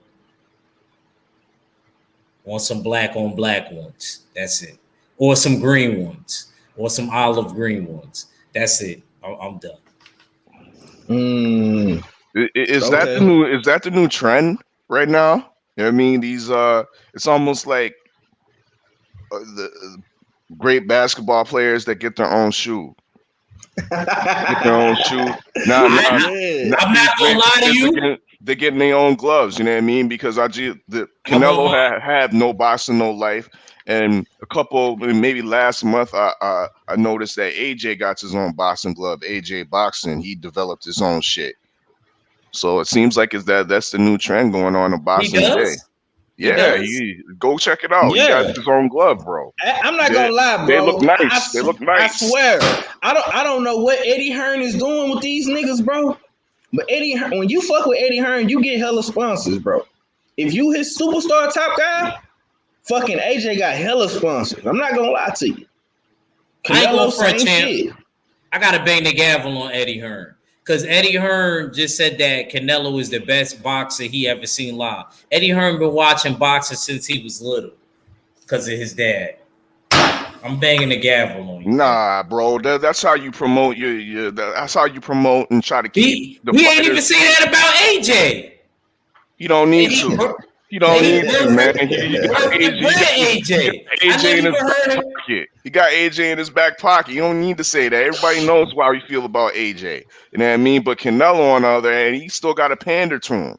You still got to give him the fireworks and the explosions outside the stadium. You see all that production that was put on? That wasn't Canelo's ideal. That was Mario. That was Eddie Matchroom. You know what I mean? Canelo's used to that. If Canelo threw I never seen nothing like that. Canelo. I gotta bang the gavel on you, Judge. What you mean? Bro, he been having people singing at his what's the name? Listen, bro. That shit right there that Eddie Hearn did last night, my nigga, was a show. You go back and look at AJ. I watched it. Look at how when AJ came out in Wembley when he fought fucking Klitschko. That you can compare that to Canelo shit, to his ring walk. Only difference is it was more fireworks, and the dude who walked Canelo out had a whole fucking 3-4 minutes of performance. You know what I'm saying? But even when you go back and watch AJ shit, you see Stormzy, the big UK rapper from the UK, walking him out with the big fireworks and the bright lights, and AJ coming off this fucking big fucking stage and shit. You know what I'm saying? That's Eddie Hearn, bro. Eddie Hearn can give you a show. You know what I'm saying? I'm just saying. The marriage between him and Canelo is looking mighty lovely. Like homie said, I don't know, was that somebody from Boxing Social said they on their honeymoon shit right now. It's all lovey-dovey. You know what I'm saying? Eddie Hearn is loving Canelo. Canelo is loving Eddie Hearn. You know what I'm saying? So maybe this is a match made in boxing heaven. I don't know. But I never seen Canelo come out like how he came out last night. I never seen that, bro. As many fights as Golden Boy has promoted for him and did for him, I've never seen that. Never. Nice. You know what I'm saying? I didn't see the Mexican anthems and shit like that, national anthems. I never seen Canelo come out like that, bro.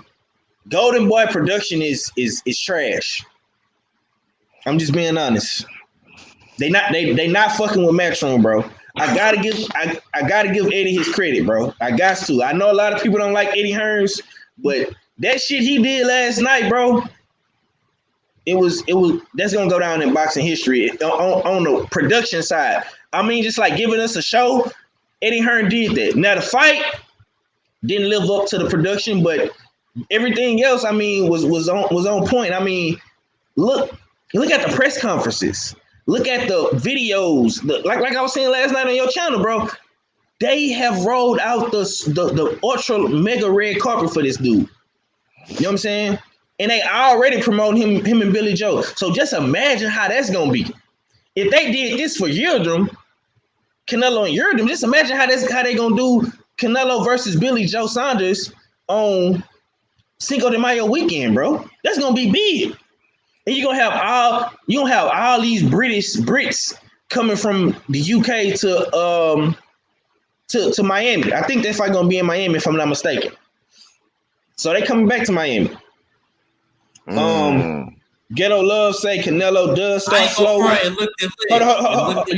Yeah, it did. Let me catch up in the chat. I'm gonna let you cook up, Act. He say Canelo does start slow but finishes strong. I believe he would outlast Plant. So you agree? Oh man, see that's that East Coast shit. Y'all niggas agreeing with each other. Yeah, you know what I'm saying? Jersey and Harlem on some shit. Rebel Life Boxing say I watched Yildirim go to war with Anthony Durrell and Chris Eubank and kept coming, yet took a stool quit from Canelo. Nah. Okay. Of course you get big sponsors when you in the 360 deal. Hashtag AJ. Damn. Y'all think I don't know, bro. I don't think AJ got a 360 deal, man. You know what I'm saying? AJ got a good management team too, though. You know what I'm saying? So I don't know, man. I don't know. Yeah, I don't think you got that either. You know what I'm saying? I don't know though. You know what I'm saying? But I want to ask you the same question, Ed. I mean, fella. Mm-hmm. So if Canelo's next 4 fights was Billy Joe Saunders, Caleb Plant, David Benavidez, and Jamal Charlo, what's his record? His record is, I'm inclined to say 4-0, for either 4-0 or 3-1.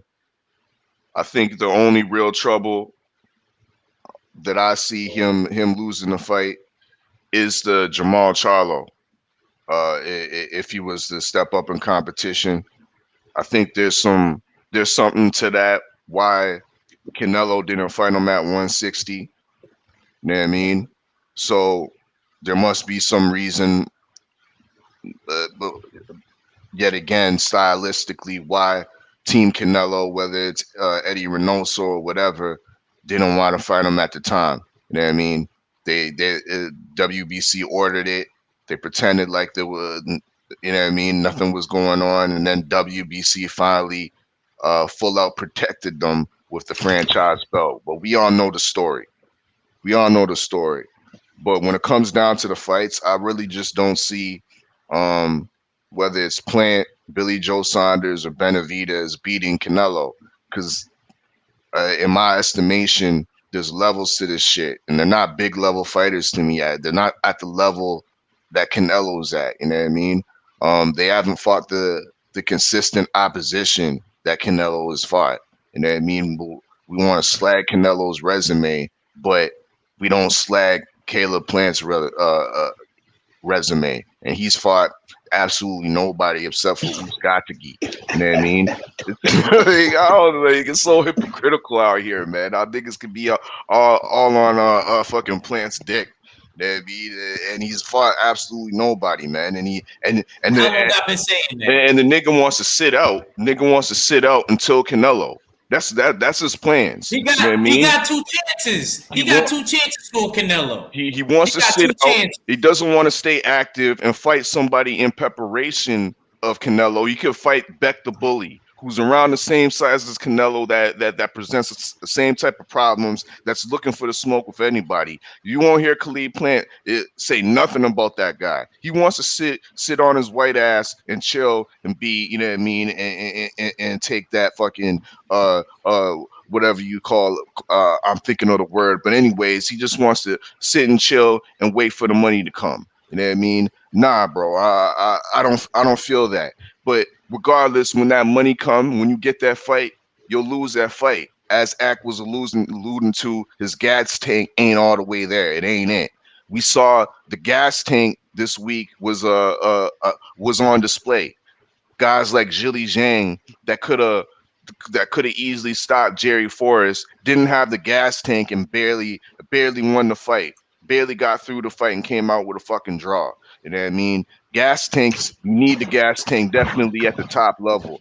And if you don't have a gas tank against Canelo, you're in for a stoppage. Benavidez, I like Benavidez. I like Benavidez a lot. I like his attributes, but once again, I still don't know how he's gonna perform at the top level with all the lights on him under the big stage against a guy like Canelo, who's never. I really can't say he's fought his style before. These guys that we're highly regarding, they haven't fought all the styles and they haven't fought the best opposition.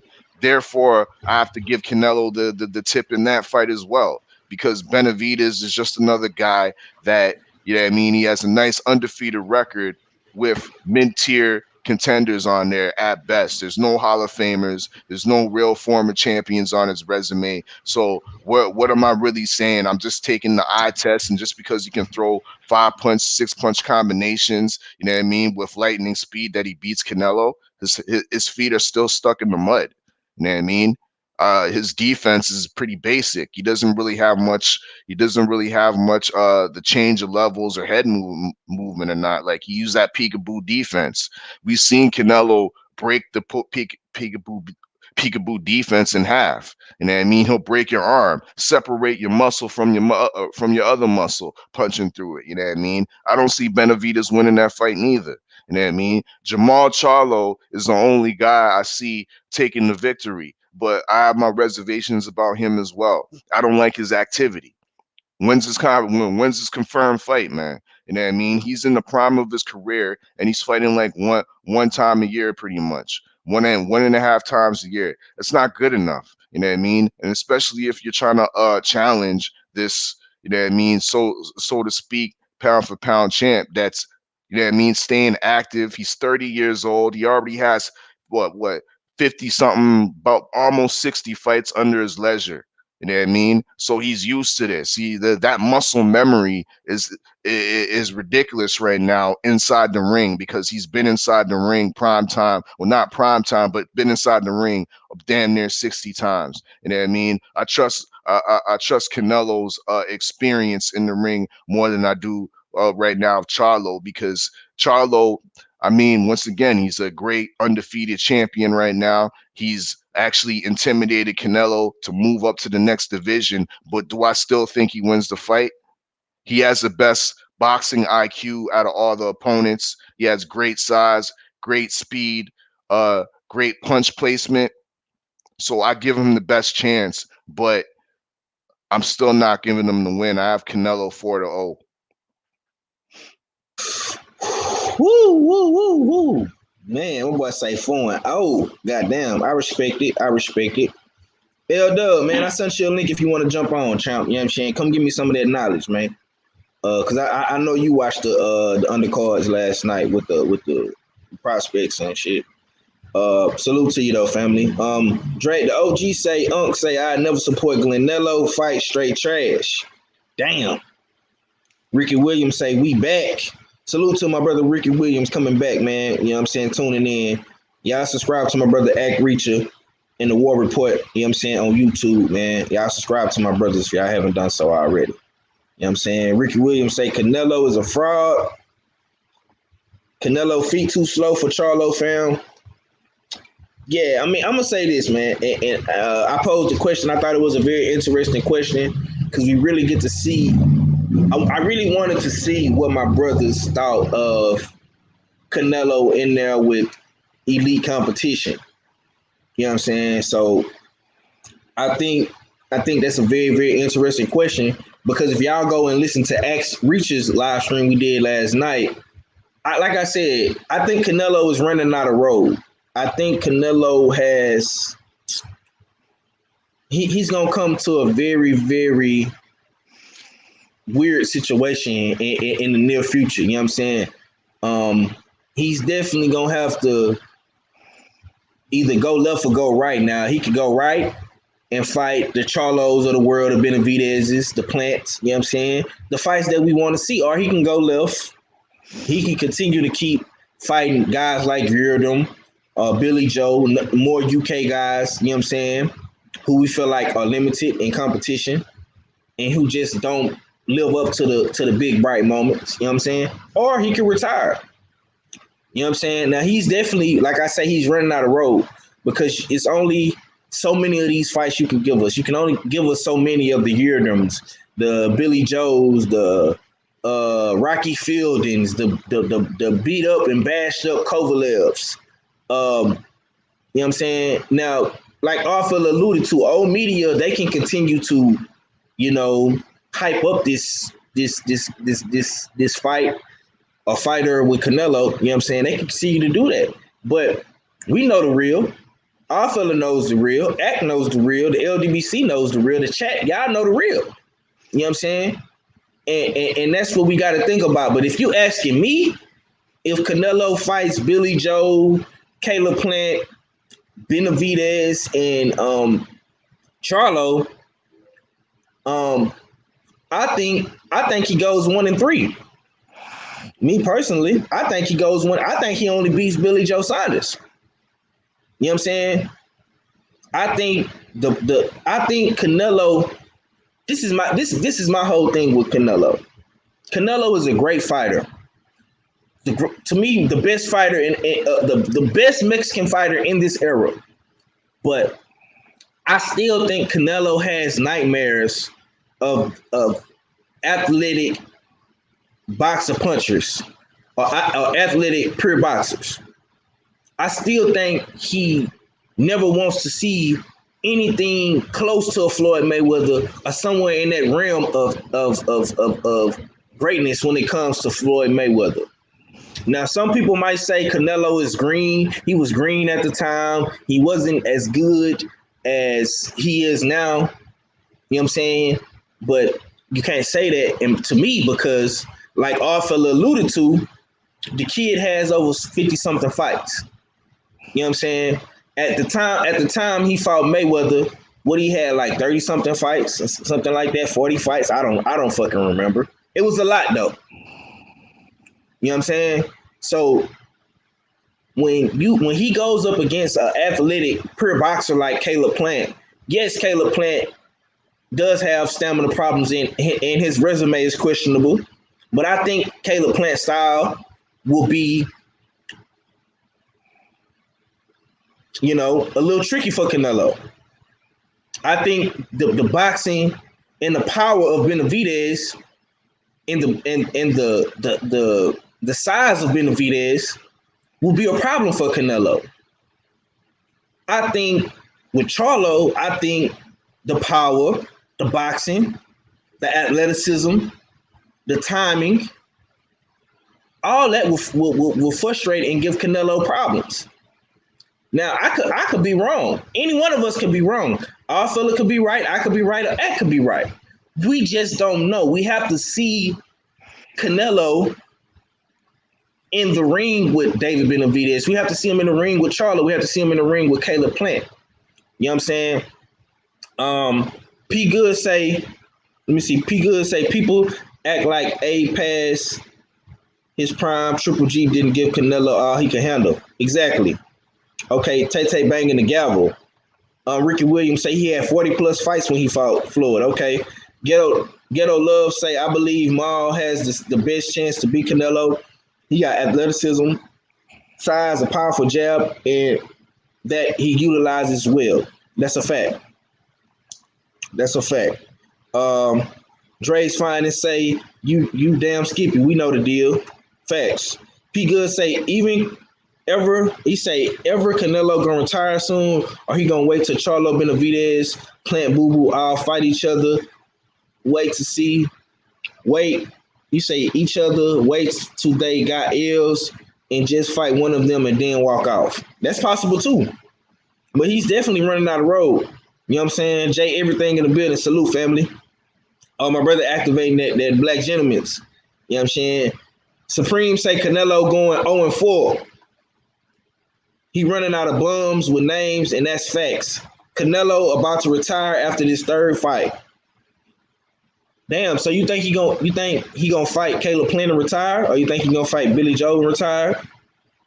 Ricky Williams say for Canelo to dominate you, he needs you to stand in front of him. Look at Amir Khan fight. The only reason he beat Amir Khan, beat him is Amir Chin's is trash. Okay. Okay. God body, sports and news in the building. Salute. You know what I'm But saying? Ricky Canelo Williams good at say, cutting off the ring, though. He good at cutting off the ring. That's all I want to say. okay, but you won't. The one he might fight is Plant because he think Plant is the weakest link. Okay. Okay, and I'm gonna come back to you, Act. Um, what do you think it will take for Canelo to get his just due from the entire boxing community? What do you think it will take? Do you think it will take a Caleb Plant fight? Would it take a Charlo fight, a Benavidez fight? What will it take for Canelo to get the fans off his back, man? You on mute, champ. You on mute. He gonna need to take that Charlo fight. He gonna need to take that. He gonna need to take that Boo Boo fight. He gonna need to take a couple fights to redeem himself with the public. It's gonna be like a sinner that backslid in the church, like a Christian penance. That's what they call it. Yeah, he got a boxing penance that he need to make up for. And I feel as though like he could start with Charlo or like a Boo Boo. You know what I mean? Give us those fights back to back, even if it's at 168. Even if they gotta meet you at 68. If he could start off with fights like that, and then Caleb Plant, and then Benavidez and things like that. To be honest with you, I kind of want Benavidez before Caleb Plant because I feel like he keeps saying that he's not going to fight other Mexican fighters, which I got to bang the gavel on and indict him on again. Because what is this nonsense? What if a Mexican fighter wants to fight you? So that's my whole thing. I still think Canelo, as far as skill wise, I can't take that away from him. You know what I mean? He is talented, but I still feel like, I mean, like at the end of the day, you know what I mean? We there's certain things and elements we got to draw a line in the sand on. And I feel like when it comes to like fight, as far as fighting dudes that we feel like compose to where the excitement level for the fans is better, so that we could get like a Jamal Charlo, so that we could get like a Demetrius Andrade. I think Canelo, even though Canelo's saying the fans is never going to be happy, I feel like if you did give us those type of fights, I think we would definitely be happy. That's all I got to say about that one, 503. I'll pass it. Okay, Steele. If y'all want to beam in, if the chat want to beam in, I seen Ricky Williams say he wanted to come in, man. You can come in and speak your piece, man. But I'm gonna let Jay Steels cook on this one. What will it take for you, Jay Steels? What do you think Canelo will have to do to get the fans off his back, man? One, he has to fight Charlo. There you go, Ricky Williams. Salute. Salute, Ricky. The gods, peace to gods. How y'all doing, my brother? Peace, family. We good. We gonna let you get in on this good boxing talk. I'm gonna let all fellas finish cooking, and I'm gonna let you have it, Ricky. Okay. Yeah, to get a lot of the boxing fans off of him, I think for one, he would have to fight Jamal Charlo. That's his first sin. You know what I mean? People need to he needs to make amends for ducking Charlo, for allowing the WBC to become protect him, you know what I mean, and give him a franchise belt at the middleweight division. I think he needs to correct that wrong right there first and foremost. As far as Boo Boo Andrade, I don't think he need to fight him. Boo Boo Andrade has made himself irrelevant, you know what I mean, to the situation. And I mean, who cares? What's he doing at 160 right now? He's a same old type of nigga that's just chasing the Canelo bag. He's not talking about Triple G. He's not doing nothing over there. His best fights are what, matches Selecki, or you want to talk about Walter Katzendakwa. I mean, Andre's irrelevant. Who cares? You know what I mean? I don't need to see Canelo and Andre to solidify Canelo's greatness. From a Mexican perspective, you know what I mean?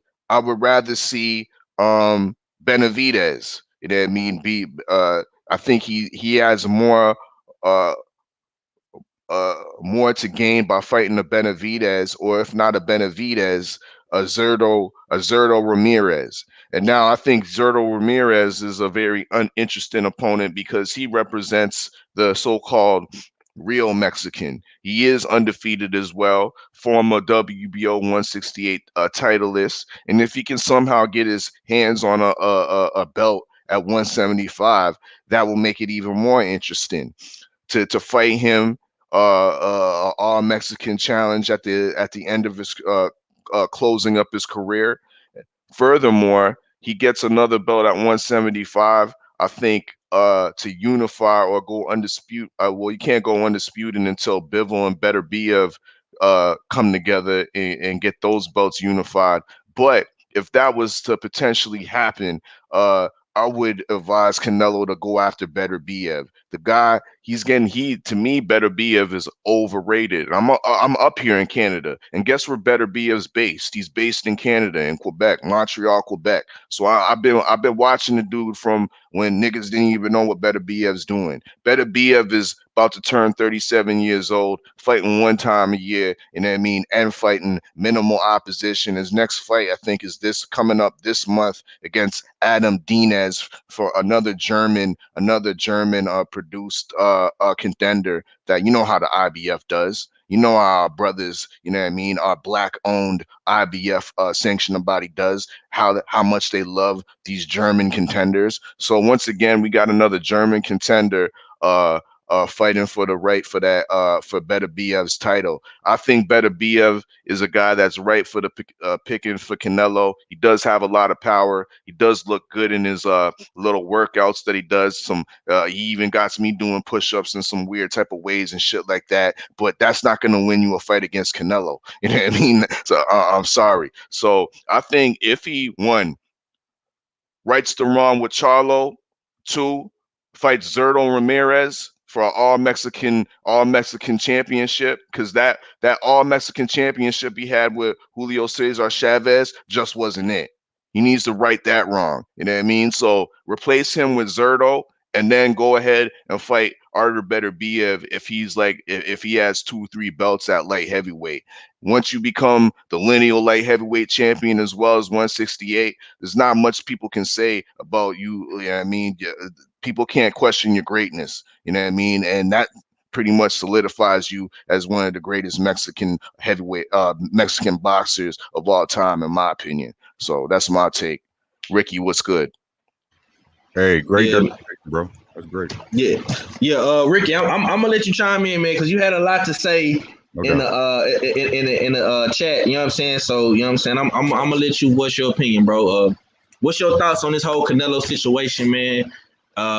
First off, how do you feel if he went and fought Billy Joe? You know what I'm saying? Charlo, Benavidez, and Caleb Plant. What's his record in your opinion? And what do you think it would take for Canelo to do to get the fans off his back? Go ahead, bro. Hey, shout out again. Peace to the gods and goddesses in the chat. 503 Lion, I appreciate you letting me in on your stream. Make sure you follow the fellas here, 503 Lion, the Jab Jamboree, the Aki, and of course, Jay Steels, the Odd Fella. Great dissertation, bro. I appreciate everybody's views on it. The thing about Canelo is this, man. Canelo right now is a shame to boxing. It's shameful for anybody to call this guy your pound for pound great, right? Ever since he lost to Floyd, he been taking touches just to stay safe, bro. It's different to say this guy got talent, which he does. I say he could be one of the greatest Mexican boxers ever, but to not test yourself against the best is ludicrous to me. And this is what he's doing. I don't care. Yeah, he's talented. He's got one of the best resumes in boxing up until Floyd. Right? So the thing of Canelo is this, right?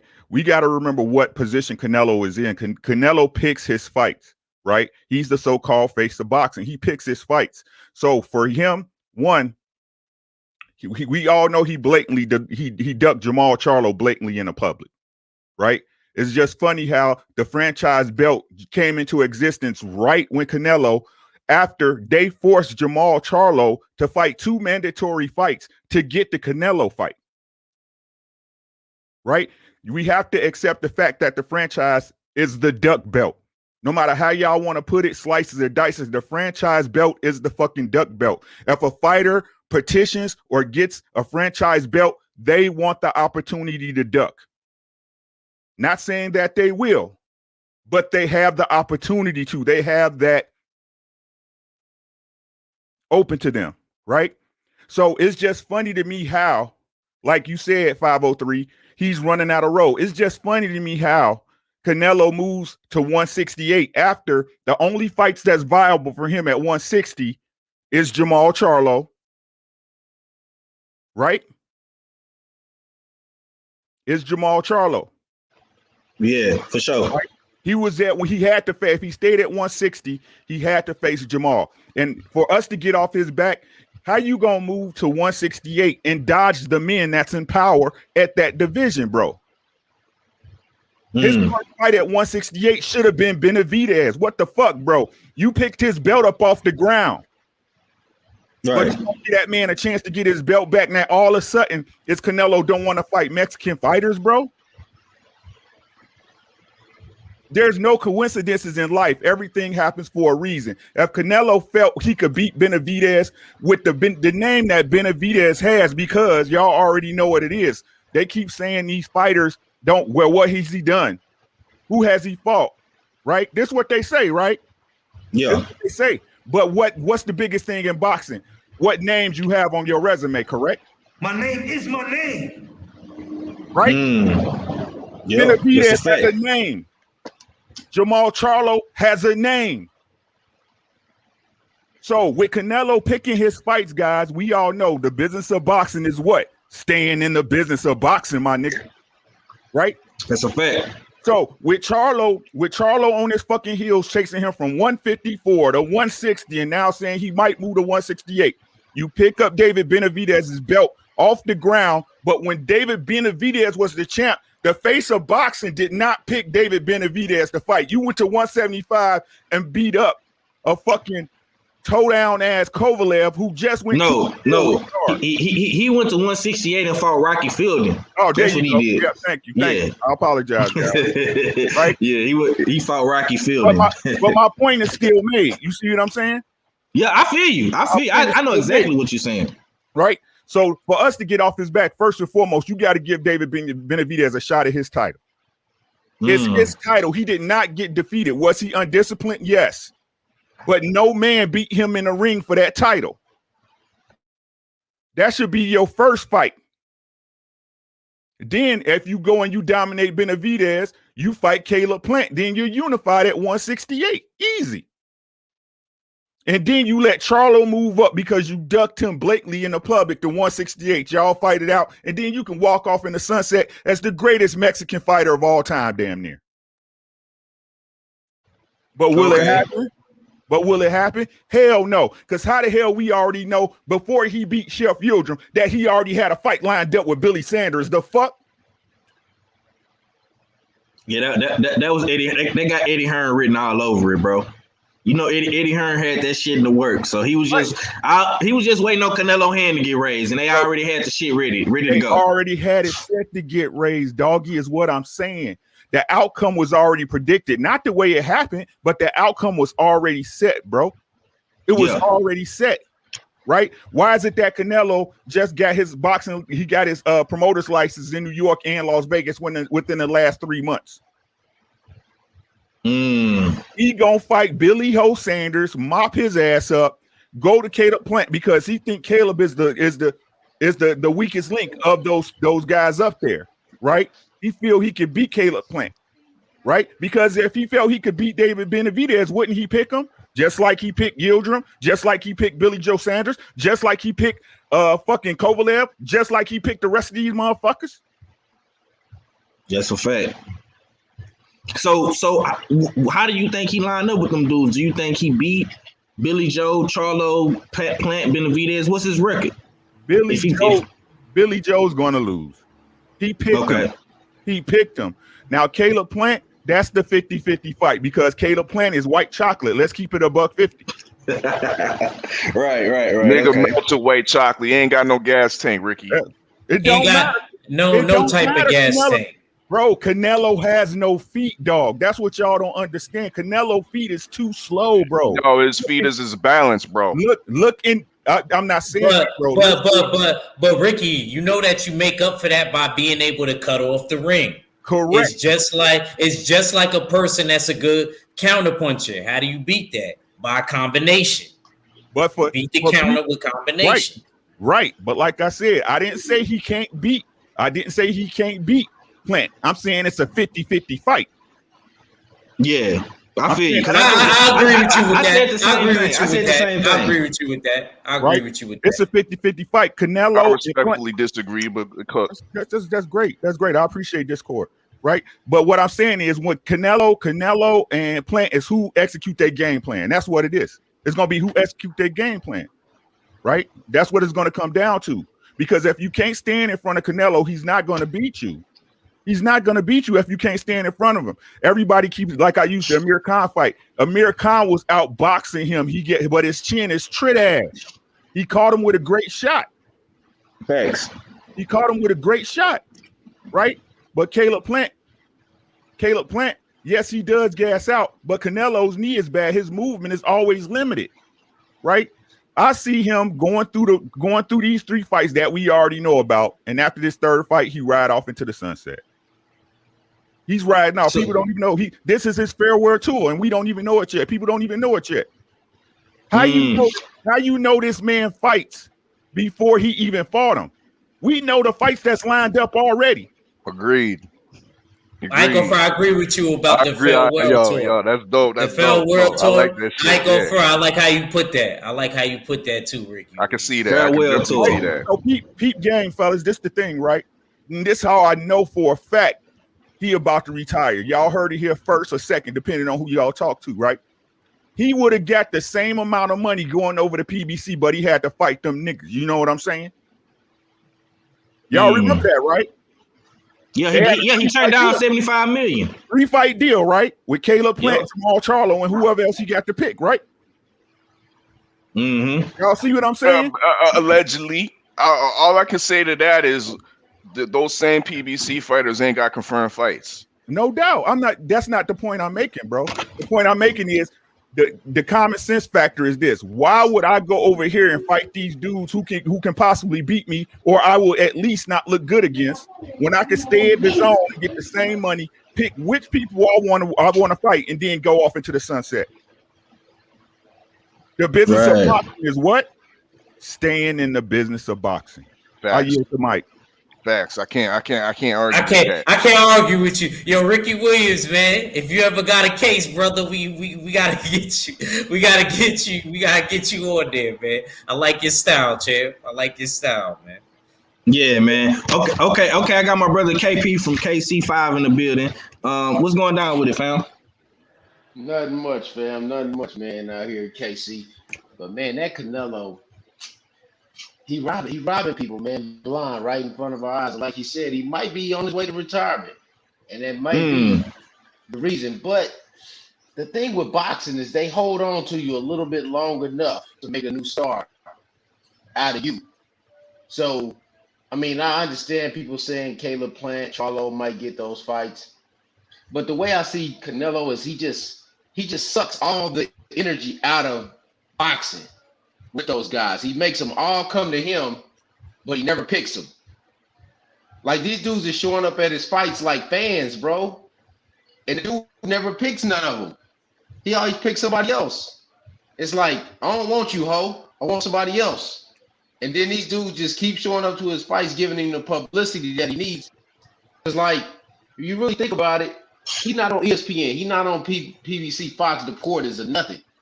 But everybody telling us these are big fights. Y'all ever heard about the attendance from last night? Still ain't heard that, right?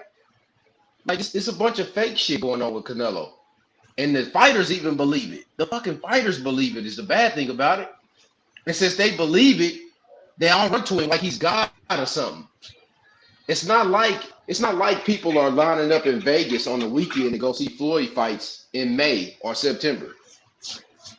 Right. It's like Canelo can do no wrong. The man failed a steroid test for the company that's basically sponsoring his belt. And he got a belt for that. Like he got rewarded for testing positive for steroids. Basically. They basically created a whole title for him. He like got $1 million man belt and shit running around here. And like people are really invested in watching him fight people that he spar. What? Like if I told you Earl Spence was fighting his sparring partner, you wouldn't even watch that shit. Nah, subconsciously, some way he's almost like a white god in boxing because he's almost white. Like even the fighters treat him like that, bro. The fighters treat him like that. Charlo was at the fight last night. Him and Derrick James. I'm like, what the fuck? Man, I cut it off before the fight started. I'm like, this. But in their defense, bro. I mean, Jamel said that he was a fan of Canelo. A lot of. I'm gonna tell you, bro. If you ask a lot of these boxers, and I hear them say it all the time, bro. From Bud, Shakur, Lil Keyshawn Davis, all these dudes they like Canelo, bro. They are fans. Cool. That's cool. You know what I'm I saying? understand that. But by them sucking all the energy into him, what does he ever give them back? Is my question to you. He don't give them shit. He give all of them his ass to kiss, and they kiss it. That's a fact. And they kiss it. Each one of them. They showed up to his fight. He would probably advise Virgil Ortiz to never fight Terrence Crawford because he knows Virgil Ortiz probably, right? Right? I'm just giving you an example. He would probably advise Ryan Garcia to never fight Tank Davis, even though Floyd Mayweather is the one that gave him the shot. That's a fact. Like these fighters are fucking stupid, man. The black fighters are stupid. They stupid as hell. They gonna keep running around here like idiots and then wonder why they ain't get no paydays. They don't promote themselves. They don't say nothing.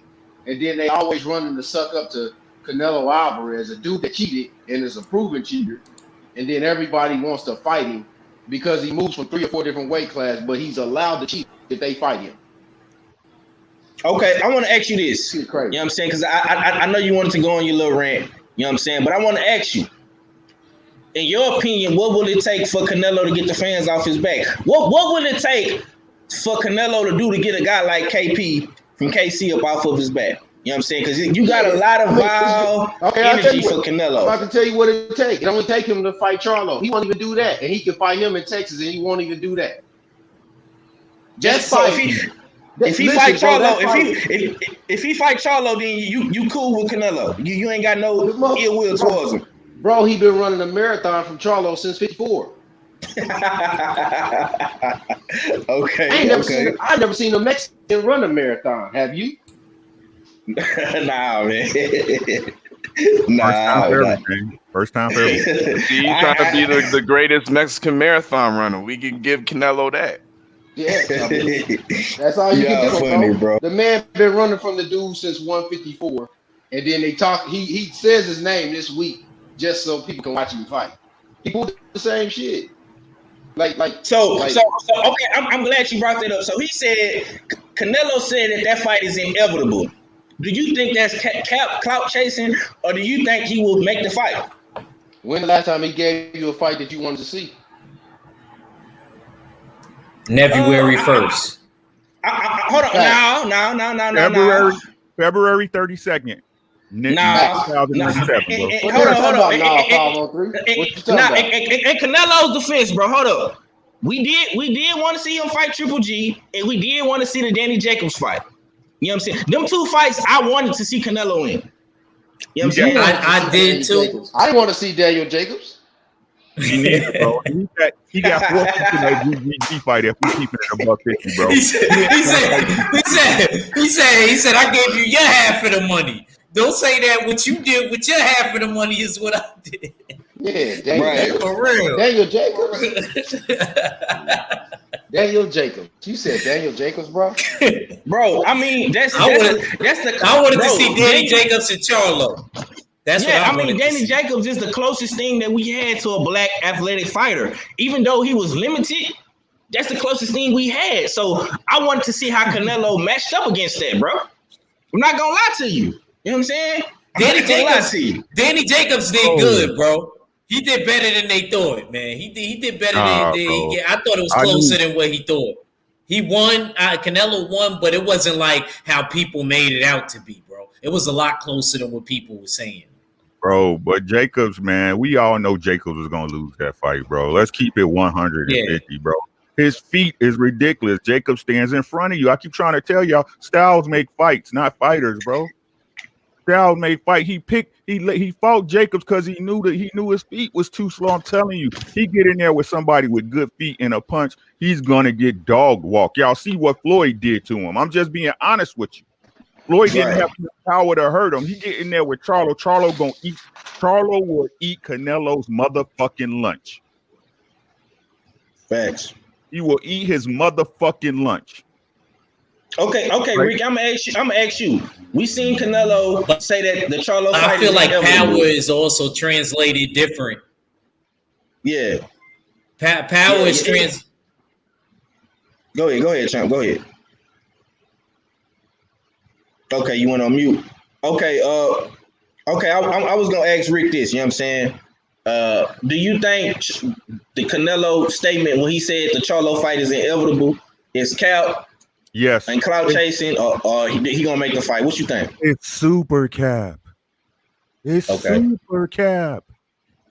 Like I said, Canelo chooses his fights. Why would you wait to fight him now? Why would you let Charlo continue to get more experience, get better, right? Get more seasoned when you could have beat him earlier in his career and his name was still ringing bells. Facts. What Canelo does is before every fight, he'll mention a fighter that's hot to get attention to him the same way he did with Plant. We all thought he was fighting Plant when he was about to lead the zone. Then he fought whoever the fuck, bro. This is what Canelo does. Why you think Ryan Garcia is learning the blueprint from? Attach your name to somebody that's hot. Facts. Hey, hold on. I want to interject real quick. This is what y'all missing. Ain't Canelo trained by Eddie Reynoso and managed by him as well, right? Si, senor. Right. Okay. That's a fact. Oscar Valdez, Ryan Garcia. What is the common denominator between all three of those fighters? Who are they fighting next? And who did they attach their name to? But then they turned around and said they ain't fighting the fucking guy. Shakur Stevenson, Tank Davis, and then Jamal Charlo. So I'm done. Y'all can keep watching if y'all want to watch all three of them motherfuckers if y'all want to, but I ain't watching. Canelo is finessing the game. And like I said, it's not that I know he's skilled. I fuck with Canelo. Like I told people before, I had Canelo t-shirts, bro. Overpaying for a t-shirt. I had like 3 of them hoes, garbage, man. Because after Floyd, he playing it too safe. He not looking to test himself, and that's cool. But the problem is, like I said, we want to believe what the media put in front of us because you emotionally attached to that fighter, bro. Show me something. It's just crazy to me how in the game, the real ones get degraded. Deontay Wilder, the Charlos, Errol Spence, the ones that's fighting the game the right way, right? Coming up from the mud, taking the best competition that's available at that time.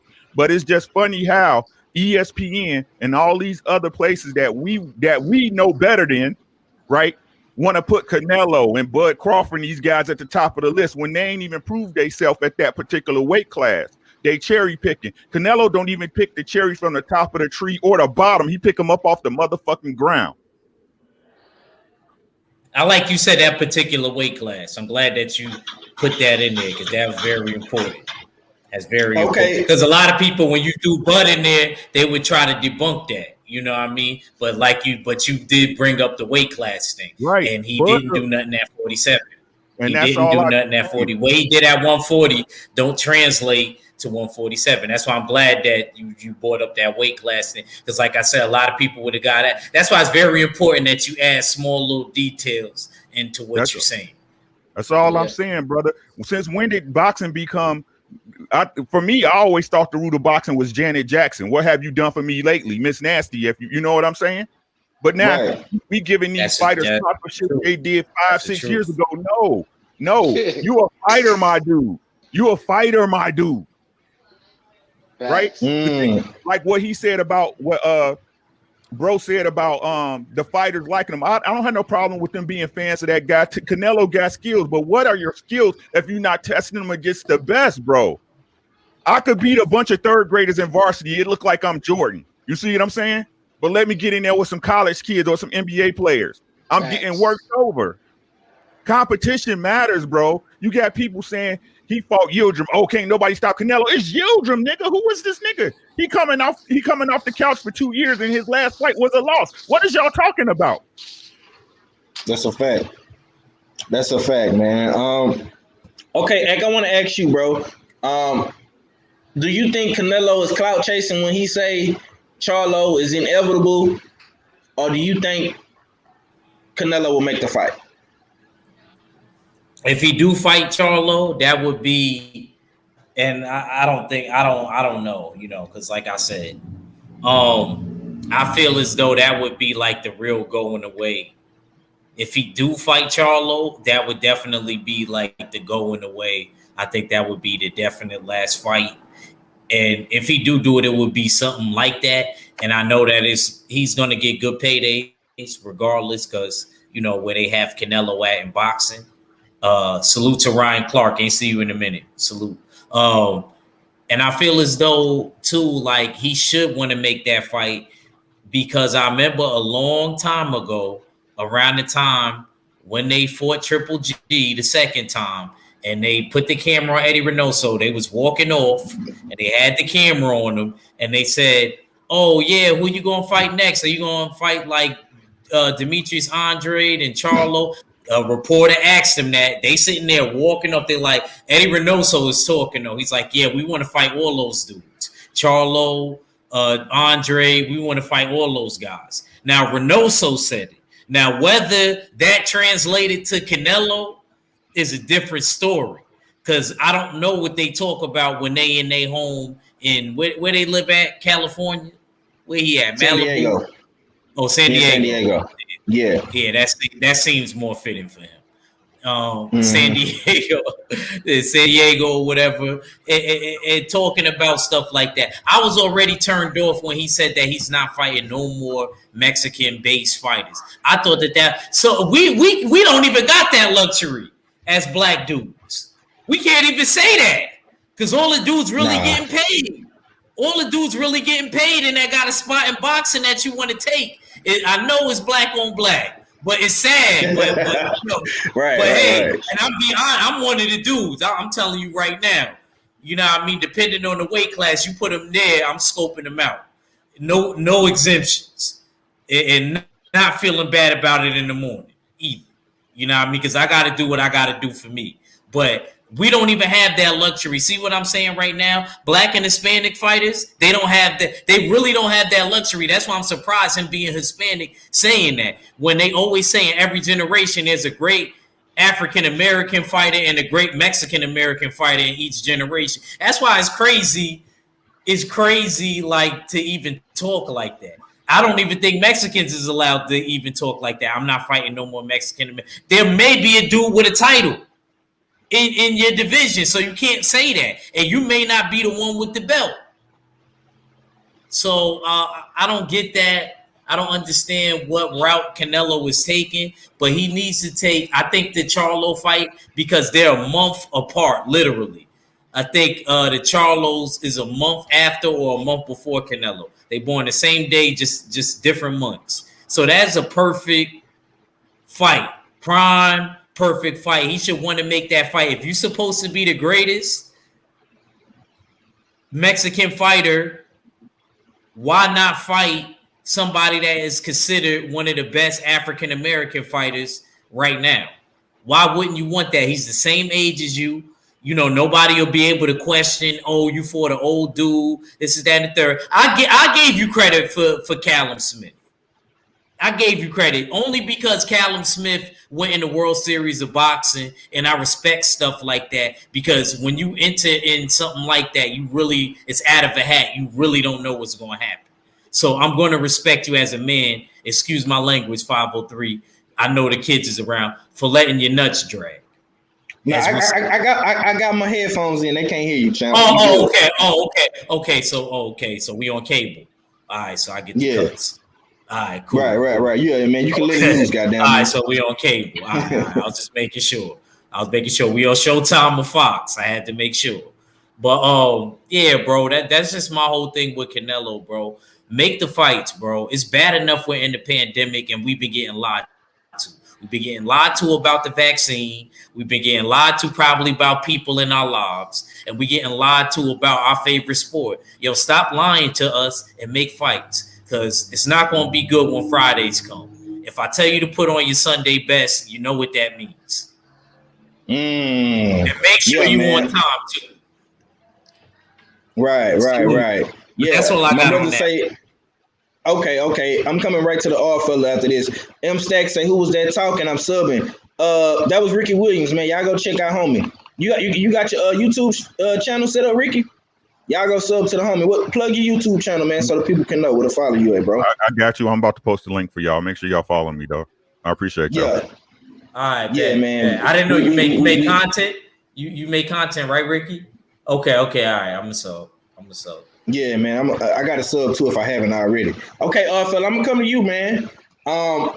What's your thoughts, man, on Canelo saying the Charlo fight is inevitable? Is it cap, or do you think Saul Cinnamon will make the fight, man? What's your thoughts, bro? I want to hope that he makes the fight, but to be real, y'all brought up some great arguments and some great points, and I like when niggas see patterns, you know what I mean? And there is a pattern that is being displayed with definitely fighters in Canelo's camp. And they like to clout chase black fighters, you know what I mean, to hype up their own performances or their own events. He spoke of Charlo definitely before the fight happened, you know what I mean, before the Yildirim fight happened. Maybe that will influence some of Charlo's fans to want to watch his fight to see how he would look or how he would fare against Charlo. That's clout chasing to me. So yeah, at the end of the day, I think it was a good argument posed, and I think it's cap. You know what I mean? I don't think Canelo really has the real intentions to fight Charlo anytime soon, but I'm hoping that changes in the future. But once again, yeah, you see it with Ryan Garcia. We seeing it with Oscar Valdez. He don't want no part. It does seem like he wants no parts of Shakur Stevenson. So I'm gonna have to agree and say it's the same pattern with Canelo. Just utilize the athletic African American fighter for fight week, but you have no intentions of fighting them. Okay, let me catch up a little bit in this chat, and we're gonna keep cooking, man. We're gonna cook to probably about noon. You know what I'm saying? 12 o'clock, about 20 more minutes. We're gonna get up out of here, man. You know what I'm saying? I've been on for like almost 2.5 hours. I'm gonna let some of the other brothers go live, man, and have the floor. Drink more water. Say Canelo don't want that smoke, and his fans don't want it to happen. The media isn't even mentioning anyone of note as a Canelo opponent. That telecast was trash last night with the slurping. Town B is in the building. My LDBC brother. He say Showtime. Ron Clark say Town, what he do? Yeah, man, salute to Town Business. He say Town in the building. Town B say Canelo could have fought the Charlo brothers, both of them, 5 years ago. That's a big fact. See, Town know his shit, man. Ricky Williams, y'all be sure to go subscribe to the homie. That's his channel right there. You know what I'm saying? Click on it and go subscribe to the homie. He say, I appreciate y'all. I appreciate you too, homie. Drink more water say, not happening. He only mentioned his name because he had a fight. Okay. Exactly. Canelo don't want that Charlo smoke. Yeah, man. Yeah. I see my boy Ricky got the shirt, man. Y'all go subscribe to the homie, man. Town Business say, I see Canelo or Eddie Hearn didn't mention Andre Ward's name either after Andre Ward flat out said that he'll come out of retirement and fight Canelo. Oh, damn. Andre Ward did say that. I forgot about that. Felix Nunez say Canelo ain't taking no real risk no more. Oh, yeah, Valdez been a duck. Yeah. Zenith 360 say Canelo has a whole new status created just to duck Charlo. He would not go through all that if it was ever gonna happen. Okay. So my brother KP mentioned you gotta put it in the comment section, Ricky.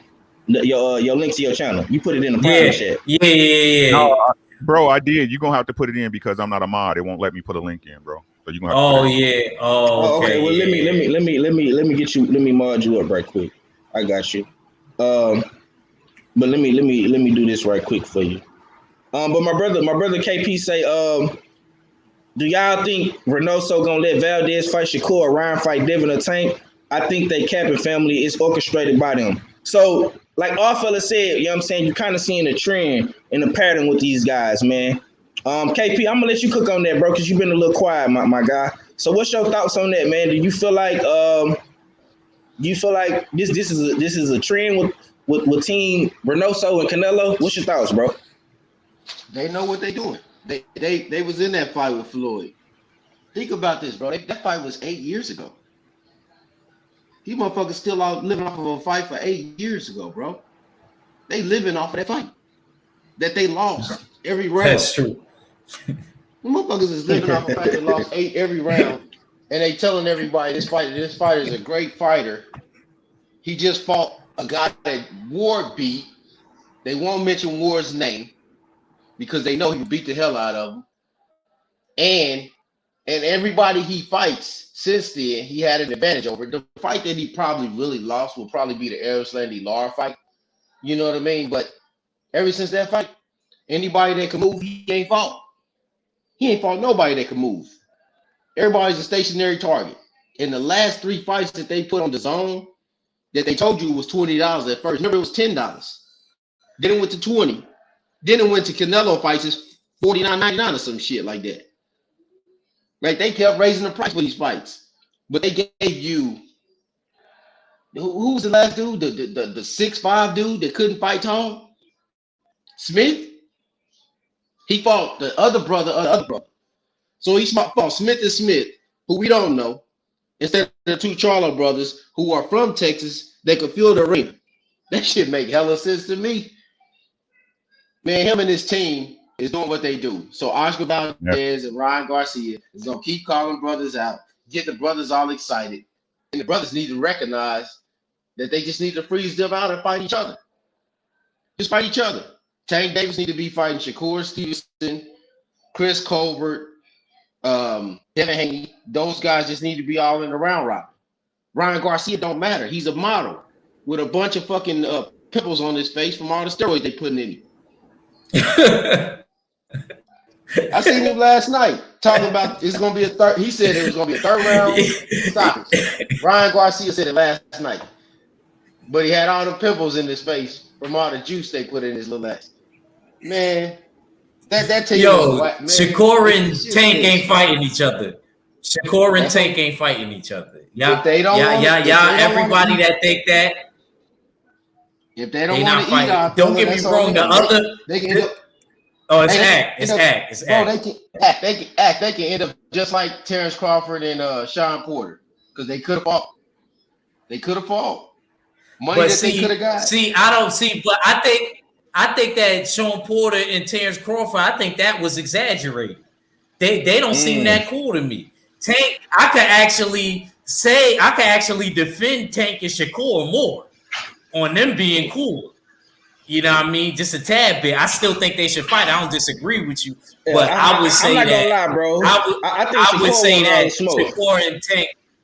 I don't know. I just feel like they too cool, man. Don't get me wrong. They'll jaw at each other and talk trash, but I mean, I want to see it. I agree with you and KP from KC. I agree with both of y'all. I think that's a definite good fight, but I could see somebody like Little B-Hop is Shakur fighting, or you know what I mean, for maybe a title eliminator, something like.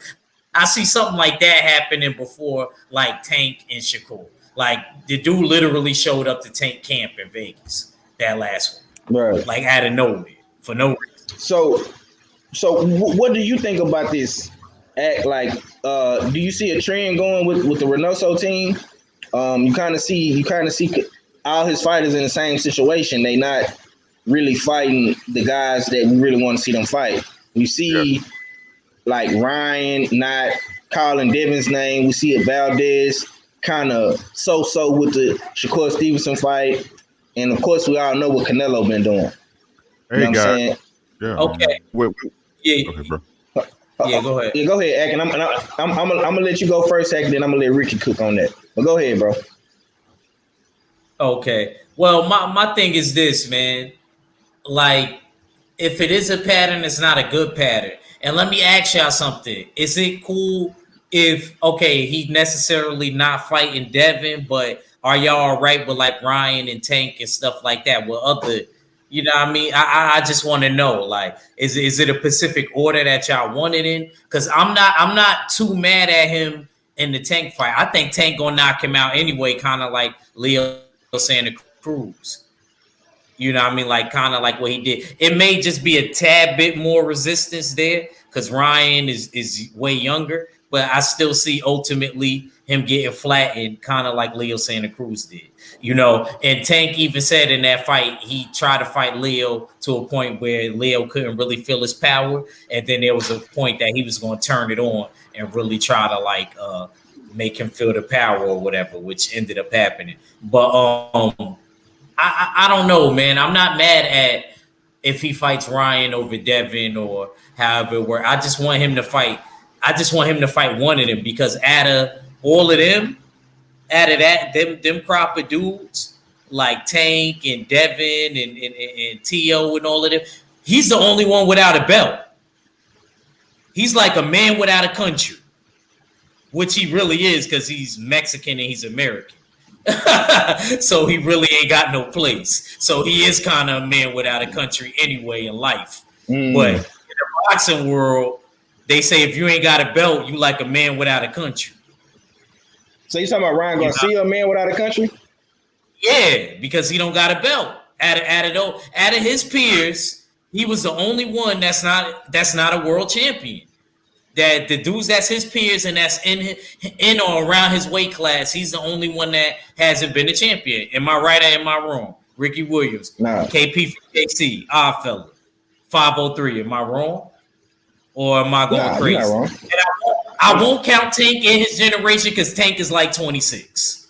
Tank is getting up there.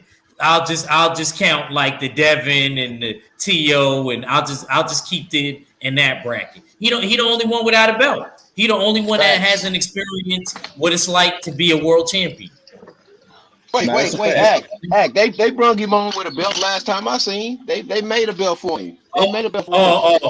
KP, you gonna have me bang the gavel on them people for that secondary belt.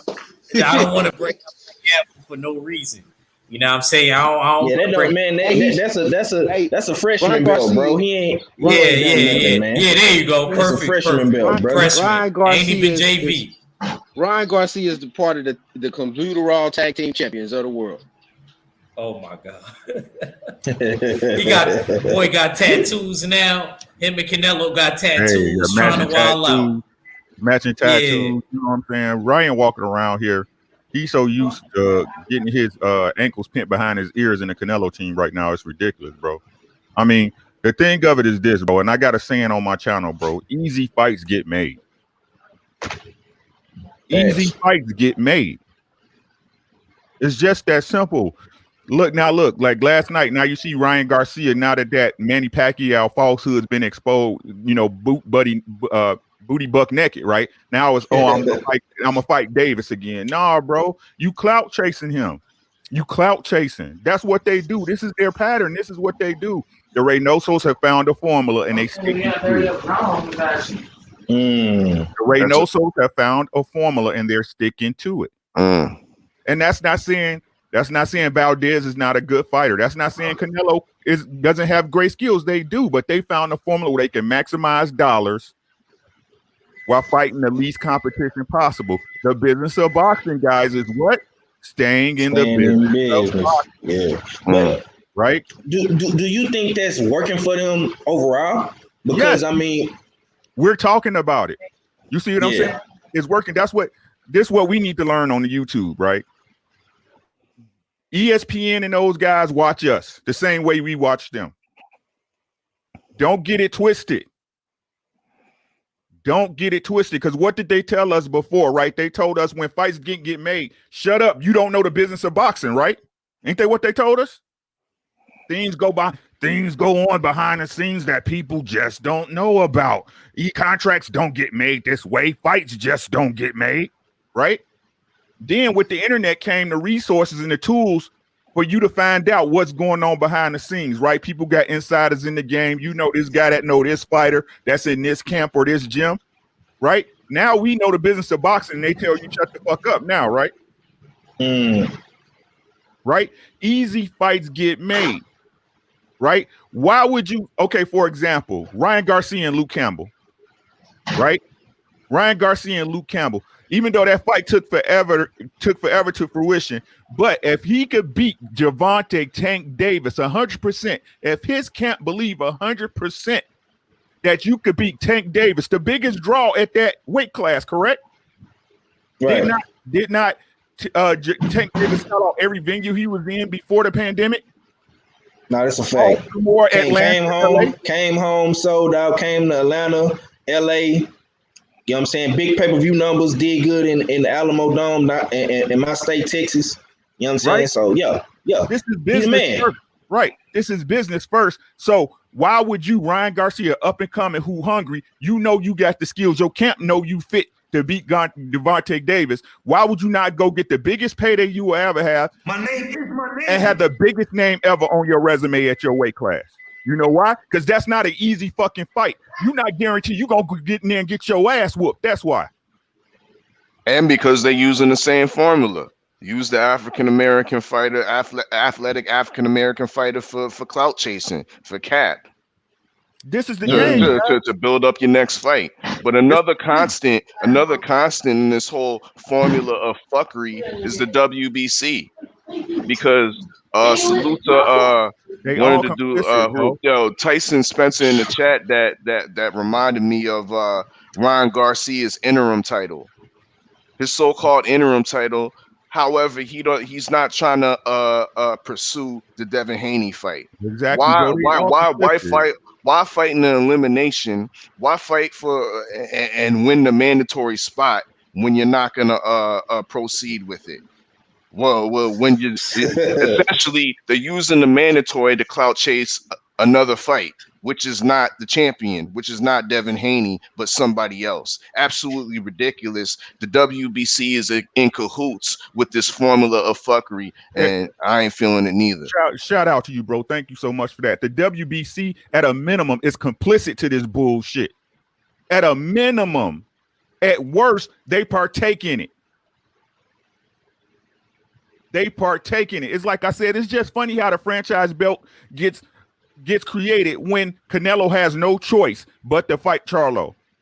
Charlo did everything your body, your sanctioning body has said for him to do to get the Canelo fight. Then a fairy just drops off the sanctioning with the franchise belt. Funny how the WBC, when it came to the gloves, when it was a Spanish fighter on a female fight, y'all went and found out what was going on with those gloves. But Deontay Wilder, y'all champion that defended your belt for 5 years successfully, knocked out everybody he was in there with. But those gloves, y'all leave it on the Nevada State Athletic Commission. Well, they didn't say nothing, so we didn't say nothing.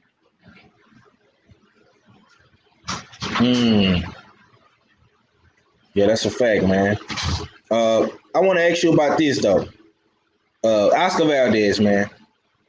He been ducking, and I see my OG up in here, Kurt Sugar Anderson from Newark, Jersey. You know what I'm saying? Home with Shakur Stevenson, right? Oscar Valdez gets the biggest win of his life, beating Miguel Berchelt. He was a major underdog in that fight. He proved the doubters and the haters wrong. Post-fight interview, he gets on ESPN platform and says he will fight Shakur Stevenson next, right? But then he jumps on Instagram, okay, and he says, Top Rank asks him what will he conquer next, right? And he says he wants to fight Francisco Vargas. What's your thoughts on that, man? Is that another clout capping situation for Oscar Valdez to get on mainstream TV and say he will fight Shakur Stevenson, but then jump on Instagram and say otherwise? They talk that talk when all the eyes are on them, bro. They talk that talk when all the eyes are on them. And this is it. This is the picture right here. They asked him, what is the next challenge to conquer? He says Bandito Vargas. That's Francisco Vargas. That's the proof right there. So I'm not making this up. You know what I'm saying? You go back. You got. Oh no. No. Yeah, that's it right there. No, we banging together. I made this picture specifically for Oscar Valdez and Shakur Stevenson, bro. You know what I'm saying? Yeah. What's your thoughts on that, Rick? You on mute, champ. Bro, it's like I said, bro. They talk that talk when the eyes are on them, man. But behind the scenes, it's totally different moves being made. Y'all know the rule when y'all out here with these dudes. Don't believe what they say. Watch what they do. Right. Exactly. Watch what they do. I don't believe nothing these fighters tell me. I look at what they see. That's why I consider Errol Spence the pound for pound champ, bro. Look how he moved, bro. Deontay Wilder ain't lying. Look how he moved. When has Deontay Wilder ever lied to you about anything? Facts. Right? But like I said, people will believe a white cokehead before they believe an honorable black man in their face, bro. It's bigger than boxing. It's boxing, but boxing is a reflection of life. That's why I love it so much. You can be up one day and down the next. All it takes is one bad move, and all it takes is one bad move, and in 1 second, your whole life can change. That's life, right? But our people, especially these so-called fair weather fans, right? Y'all say white supremacy exists in y'all everyday life, but in boxing, you see it and you don't believe it. Facts. That's a fact, man. Fella, I'm gonna let you take us home on this one, man. What's your thoughts on this whole Reynoso, Oscar Valdez, you know what I'm saying, Ryan Garcia, Canelo trend, bro? What's your thoughts, man? We seen what Oscar Valdez just pulled. We see what Ryan Garcia is doing. The nigga Ryan Garcia didn't even want to say Devin Haney's name on the zone last night. He just kept saying, Tank. I want to fight Tank again. You know what I'm saying? Right, and we see what Canelo is doing with the Charlos and Benavidez and Andrade. You know what I'm saying? What's your thoughts, bro? Is this a trend for the team Reynoso? Yeah, like I said earlier, I call it the formula of fuckery. You know what I mean? The formula of fuckery, and we can add duckery onto that just because it rhymes and sounds good. You know what I mean? I see it clearly. Will they add when Frank Sanchez, Afro-Cuban heavyweight that's part of that stable, if he is able to ascend to the top of the division, will they be using the same formula with him? I don't know. That mean maybe he's the outlier because he is black himself. You know what I mean? But with these other Latino fighters such as Canelo Alvarez, Oscar Valdez, as well as Ryan Garcia, the pattern's evident, the formula is there, and it's good that we're all cognizant of it. You know what I mean? We all recognize it's there because it needs to be shattered. You know what I mean? So we can get these fighters fighting. You know what I mean? Putting up their skills, as Ricky Williams was saying. You know what I mean? Putting their skills up against the best. You know what I mean? We're not saying that none of these fighters are lacking the skills, but they need to be tested. You know what I mean? And these formulas that they're currently using is having them avoiding the real test. So yeah, I see what y'all saying. You know what I mean? And really and truly, it needs to be put to a stop. But to put to a stop, we need to continue to talk about it. No, that's a fact, man. That's a fact. You know what I'm saying? Kurt Sugar say he been seeing it.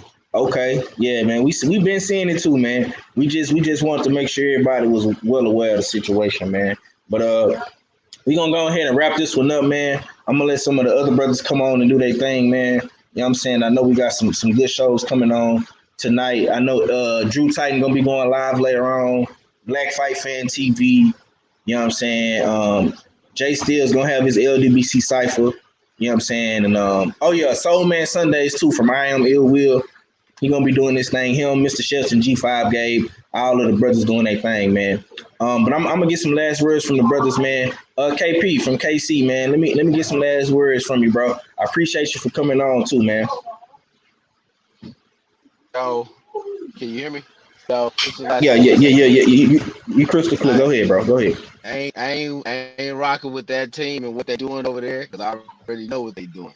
So ain't no point in me watching it. It's kind of like watching the Brooklyn Nets play the worst team in the league or some shit all the time and then complaining after the fight is over.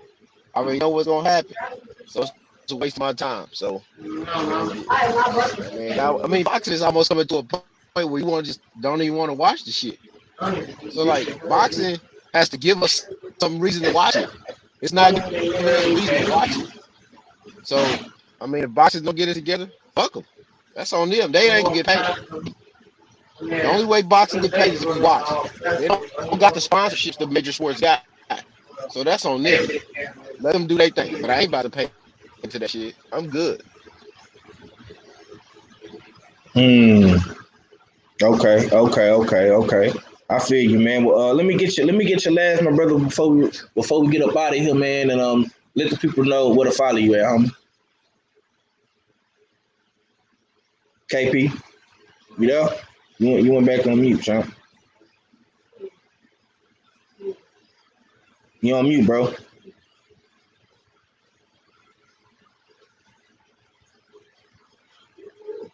Oh shit. You must be having some technical difficulties, man. You know what I'm saying? But yeah, Ricky Williams, man, I appreciate you for jumping on, my brother. Let the people know what you got going and where to follow you at, homie. Let me get your last. Hey, man, I appreciate y'all having me, man. I love discourse. I love this discussions between brothers, man. We got more to share than just boxing, right? They keep saying the game is to be sold and not told, bro. It's time for us to start telling it, right? Mm-hmm. The thing is this about boxing, man.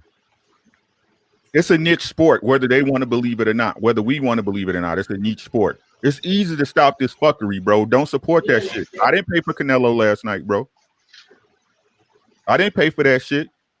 Right? Content is king. We need to start. We're consumers. They have to supply a product to us as consumers. And if we consume it, it's successful. If not, it won't be.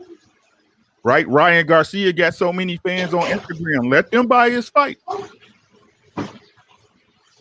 Let them buy his fight.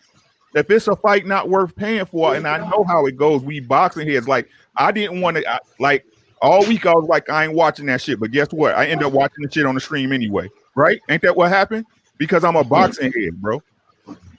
I'm a boxing head. You got to get your fix, right?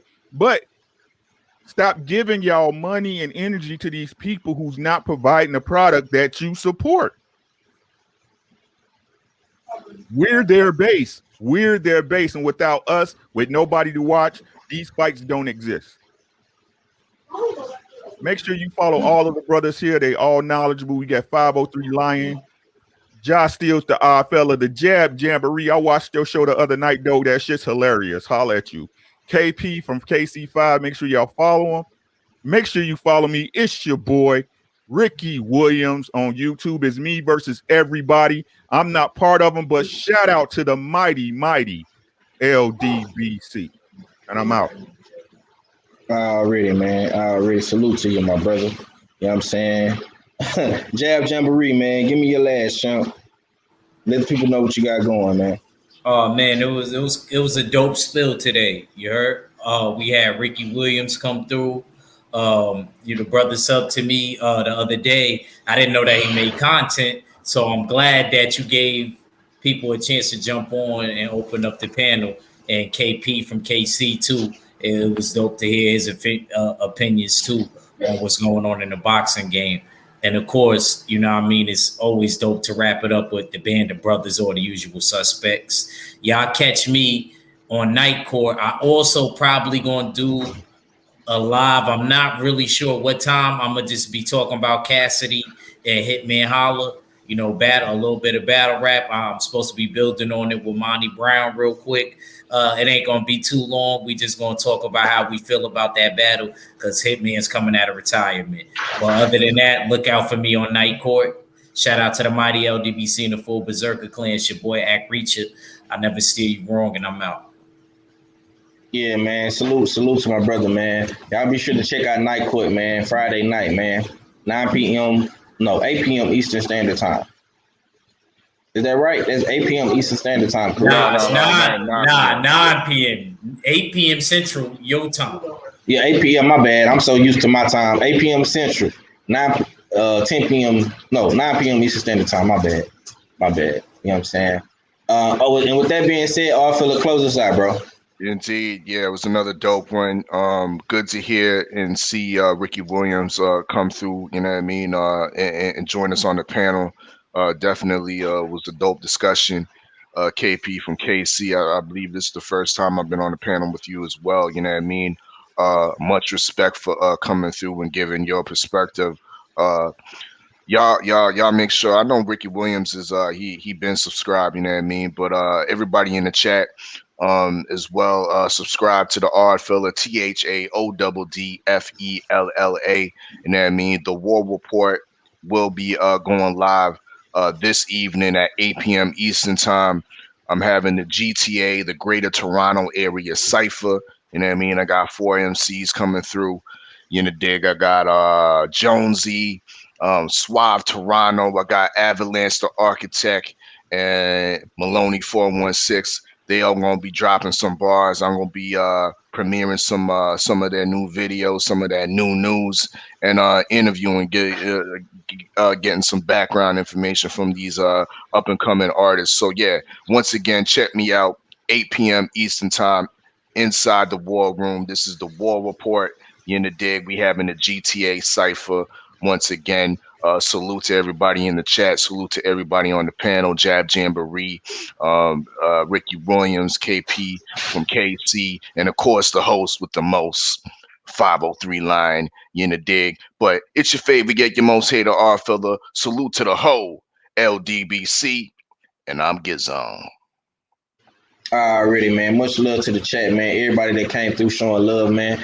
Be sure to subscribe to all the brothers, man. Ricky Williams, Jab Jamboree, the R Filler, the War Report. The link to his channel is in the description. Smash the like button. You know what I'm saying? Leave a comment down below. Let me know what y'all think about the content, man. Be on the lookout for more content. I'm going to be dropping some more videos later on today, man. And it's your boy, man. 503 line, man. Check it out, man. Houston Hard Hitters. And we gone, man. H-Time for real. Be on the lookout for some more content, man. Be on the lookout for all the other brothers going live today. You know what I'm saying? We're going to have some good content coming Sunday, man. And it's just like that, man. H-Time for real, man. And we get on. Peace.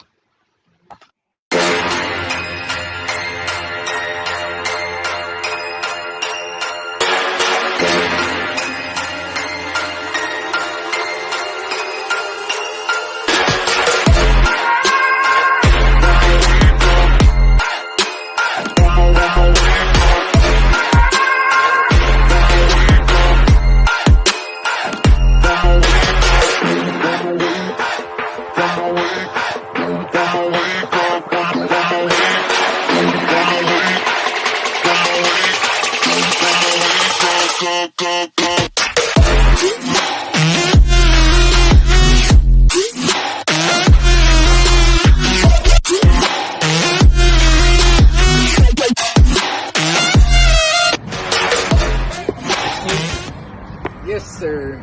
Big A-League drip. Getting ready for the weigh-ins. RP Nip, yeah. We Nipsey Blue today, man. You know my favorite color.